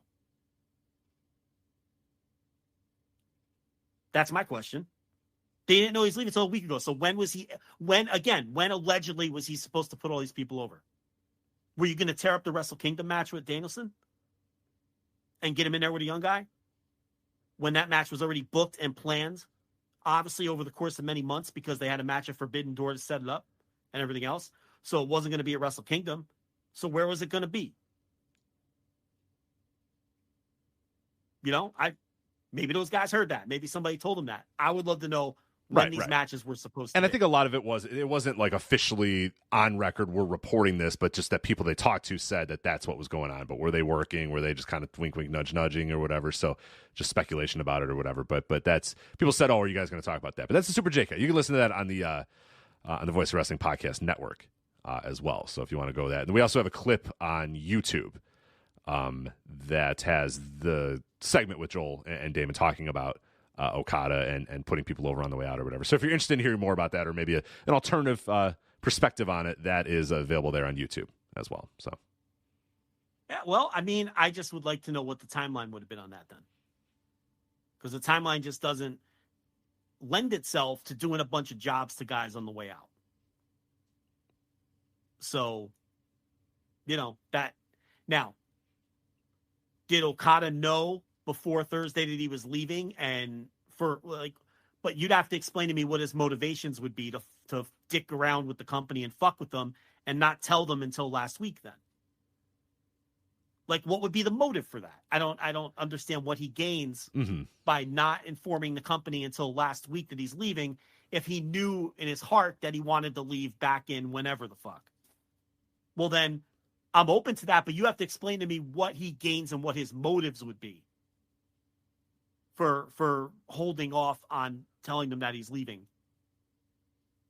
in January, as opposed to telling people when he made the decision and whenever you think that he made it.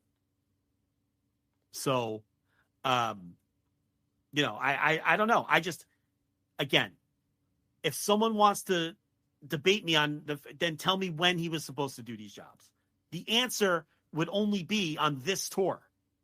And they're not going to treat a guy like that in that like I said, manner. they're not going to beat him like a last drum. couple of They're not going to matches. beat him like a drum on his last week. Having him in just his last couple of matches. And what's it going to mean anyway at that point when everybody already knows he's right. leaving? You're just rushing guys out there to beat him. That doesn't mean anything. What's the perception on that, and what's it going to mean? Like the trios titles that you mentioned. Like, okay, what if they would have lost that match, and Fujita beats him or whatever? What does that really mean? Is that going to propel Fujita? Realistically, Not really, because No. people are knowing this It guy's makes more- leaving. Yeah. yeah, it makes more sense for Okada to win and give the nice speech at the end. That makes more sense. So I don't know. I just, that's my take on it. I'm well aware that a lot of people might disagree with that, but in watching this play out as a New Japan fan, I'm not bothered that they're giving him a nice, respectful send-off, because I think he deserves a nice, respectful send-off, even though he made the decision to leave. It's a new world now, and I don't like it either. Okay? I don't like it, but it's the reality, and I can't blame the guy for wanting to go make a shit ton of money. Well, like we said too, it might be the tenor of the company might not be the anger that some people think it is, and it might just be, yeah, we can't offer you the money that you deserve. So you know what? If they're going to offer you that money, go and take that. You know what I mean? That's a very healthy way to end a relationship too. I've ended relationships in good, very good ways as well. I'm sure you have too, where it's just like you sit down with somebody and you realize it's not working, or they can't offer what you want, and then you say, all right, well, enjoy the rest of your life, and you move on. And sometimes that's good. Sometimes that's a very healthy and mature way to do it, and that might be the case here when New Japan's simply saying, hey, look. You're at this point in your life, and they're going to offer you that much money. We can't match that. So you know what? Thank you for the last decade. Thank you for everything, and here you go. And enjoy this, and hopefully we can work together again in the future. And that's a pretty healthy way to do it. And that's possibly what's happening. So who knows? I think Tanahashi's eating a Rainmaker in Osaka. What do you think of that? Actually, I don't know what they're going to do. Yeah, I don't know about that. Why not? Yeah, why not? Tanahashi Why doesn't need should the Tanahashi rub. win Tana that doesn't match? need the It's rub. fucking- He doesn't need the rub. Yeah. So, I don't know. Now we see what he decides. I'm terrified he's going to go to WWE.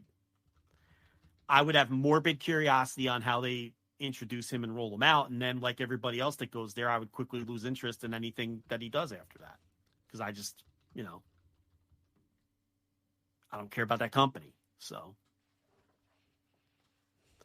That's it. But I'm not super confident AEW would book him well either. Yeah, I just prefer he stay in New Japan, to be honest. But I me think it's too, okay that but he's the money's leaving the because money. it'll open up a spot for somebody else. But yeah, I'm not very confident about him in any of the two American promotions, unfortunately. Yeah, can I just say that quickly too? I know we're out of time, but I think New Japan's going to be fine. Yeah. I mean, I'm not saying it's not a huge loss. It's a massive loss. And I'm not saying that the landscape hasn't changed and now this is a possibility. But here's something that people need to know, okay? American promotions aren't going to be interested in all of your stars because you're going to have people that aren't a good fit for American wrestling. Kazuchika Okada is like a once-in-a-generation talent that's a good fit for any wrestling promotion. And he's over. He's Shinsuke- over in America. People And know he's him in already America. over. Yeah. He sells tickets here. He helped them pop the Philly house when they added him to it. AEW. Nakamura has unique charisma that fits anywhere. Not everyone is a good fit for America. Okay? So there's going to be stars that they're not interested in. There's also going to be Japanese wrestlers who aren't interested in working in America for any amount of money. That are going to want to live and work in Japan because they're fucking Japanese and they love their country and they love where they live and they love their life. And money isn't going to talk in those instances. You know, I'm not saying you're never going to lose another top star. You're going to. But I don't think it's just going to be this thing where the American promotions just pluck every Japanese star they feel like plucking away anytime they wish. There's going to be ones that aren't a good fit or don't want to make the move. Right. Now, I'm not saying that we're not in a whole new world and it's not going to be harder. It's absolutely going to be harder. The money will be there, and the challenges and the desire to sign those guys is going to be there in a way that it was never there before. But I'm right with you, and I kind of wrote as such in the article I did for Flagship Patreon that like Okada feels like a one-of-one type of guy here, where it's like here's a guy who has friends in America, has close relationships with other American wrestlers, has been to America a number of times, wrestled in America, is over in America, has a desire to work in America. Not everybody else is like that. And the biggest thing, too, is a ready-made star. Like anybody, WWE or AEW can sign that guy and put him on a show, and their fans are going to understand who he is and understand that he's a big star and get it right away. And that's not always going to be the case with some guys, especially if you're going to pay big money to get them, lure them away from Japan into America. You need to guarantee that this guy's going to be a star. Okada's going to come out there and be a massive, massive star, whether he enters WWE or AEW. And again, that he's a very, very, very rare case here that, I do not think that every single guy that's going to get over in Japan is going to get plucked up by AEW or WWE right away. That's just, I think that's, it's easy to think that right now while the hurt is still, while you're still hurting or whatever about Okada getting taken away, but he's a very, very, very special case. And you have to be aware of it, and you have to maybe change the way you book now. There's no doubt about it. But, and now it's more of a looming danger if you do get someone over at that level. But, I don't think that this instantly means doom. And, look, this is so reminiscent of 2016. And I know it's different now because there's two promotions and the money's bigger. But we were having these similar conversations with the exodus of 2016 when those guys left. And I said the same thing. I said there's another crop of guys that they can push at any moment. And I think New Japan is very well positioned with a lot of young talent. And I think some of them are going to get over. I don't know why all of a sudden. The narrative all year long was that this was a year where they were preparing the next generation and doing a good job of it and setting the table for this next generation of guys. And now that Okada decided to leave, everyone's kind of switched gears and be like, oh my God, they weren't ready for this. They don't have it. No, they've got plenty of guys ready. Now they have to execute and get them over, but they have the talent ready to step in if they push them properly and execute. I think they're very well positioned to have an opportunity to get guys over to absorb this loss. Just like I said the same thing in 2016. If you go back and listen to those shows, when they lost Styles and Nakamura, I'm like, they're going to be all right. Oh, yeah. We were the only people on earth being like, you know what? This is a good opportunity. This is a void. This leaves a void in the main event that's going to get filled by guys. And that's going to be awesome to see the elevation of those people that are going to have to fill that void. Yeah, and you had Kenny Omega and everybody else step right in, and everything was fine. Now, I don't think, look, they're thin at the top right now. There's no doubt about it. And they have to do the work and get these guys over properly, and that's not a given. Gato has a great track record of getting people over, but he's been in that position a long time.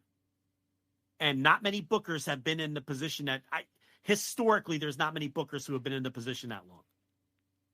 And, who knows if he still has the right ideas. But do they have people on the bench ready? We all know who they are. There's a half a dozen of them. We'll see if they get them over. I don't think the situation is as dire as people are making it out to be. I really don't. While it's not ideal, I think they can survive it. And I think that, it could be a situation where a year and a half, 2 years from now, you're thinking, we're having the same conversation we had after 2016, where it's like, well, that worked out nicely. What would Nakamura be doing all these years if he was still there? Right, honestly. Yeah, we're not the podcast. We're the podcast that would love for everybody to move different places all the time, because I think it'd be better for all of wrestling if people did that. So yeah, I love the challenge of saying, all right, that guy left, cool. We got to elevate a new guy, a new main eventer, new fresh. We need a freshness thing, because Okada, there was really nothing left for him to do. He's been the top guy for a decade. It's like, do you want him to be a top guy for another decade? I guess it's fine, and I like Okada. I love Okada, but I think I am more interested in New Japan in February than I have been in years, because I want to see them take on this challenge and who gets elevated and who gets moved up and who fills that tremendous void left by Okada, because they're gonna have to fill it with somebody. So one of these guys is gonna have to step up, and that's pretty cool. I like that idea. Yeah, see what happens. I mean, see if they get some guys over. They got to move a little faster than they have traditionally. Gato's gonna have to start moving quicker. Yes, these long arcs and these long stories. I don't think you can do these much anymore. I mean, you stay slow and steady and trust the process, but that's we're in a different time now. And as a booker, you have to adjust. You have to evolve. So maybe you just got to move a little quicker. But I mean, if I were the booker of New Japan, if I were a booker in one of these major companies and I think New Japan, to lose their top star, they're in a better position than a lot of other companies would be in with what they have, with how they set the table this year with a lot of these guys. I'm still very bullish on Yota Tsuji and Yuya Uemura and Shota Umino. I think all three of them have a chance to be real money drawing stars. The other ones, I'm not so sure about, but it's also a little too soon for some of them too. But those three, I think if handled properly, can step up and be real stars. But we'll see. We will see indeed. So, all right, that is it for us here on the Flagship Podcast. As we mentioned, we'll be back Saturday for Instant Reaction Live immediately following the Royal Rumble. So make sure you're subscribed to the $10 tier over there at flagshippatreon.com. That is going to be Saturday night, immediately following the Royal Rumble. As well, Match of the Year is up right now at voicesofwrestling.com. By the time most of you guys listen to this, the top 10 will be live on the website as well. But I do recommend flagshippatreon.com, our $5 tier. We have a really, really great show analyzing revealing the top 10, but also analyzing the history of the Match of the Year, as well as this year's, and some news and notes and some statistical, figures that really stood out to us about this year's poll and the history of the poll. So that is available right now at the $5 tier. As we mentioned, a bunch of other stuff there at flagshippatreon.com as well. Voices of Wrestling, voicesofwrestling.com/Discord if you want to join the conversation there. And of course, subscribe to the podcast on the Voices of Wrestling Podcast Network. You can get our podcast as well as everything else on the Voice of Wrestling Podcast Network by subscribing to the main Voice of Wrestling Podcast Network feed, or feeds for each individual show as well. So that is it for us. That is Joe. I'm Rich. We'll see you guys Saturday for Royal Rumble Instant Reaction Live. Take care. Bye. Hola, hola. My name is Ricardo. I am the host of the Lucha Jovers podcast here in the Voices of Wrestling Podcast Network. We are a Spanish-speaking show dedicated to discussing and analyzing pro wrestling from all across the world. From AEW to CMLL, we talk about American wrestling, Japanese wrestling, and of course, Lucha Libre. If something big happened in the pro wrestling world, we will talk about it. So if you know Spanish or have a friend that knows Spanish or want to practice your Lucha Libre pronunciations, go listen to the Lucha Jovers podcast right here in the Voices of Wrestling Podcast Network. Nos vemos por ahí.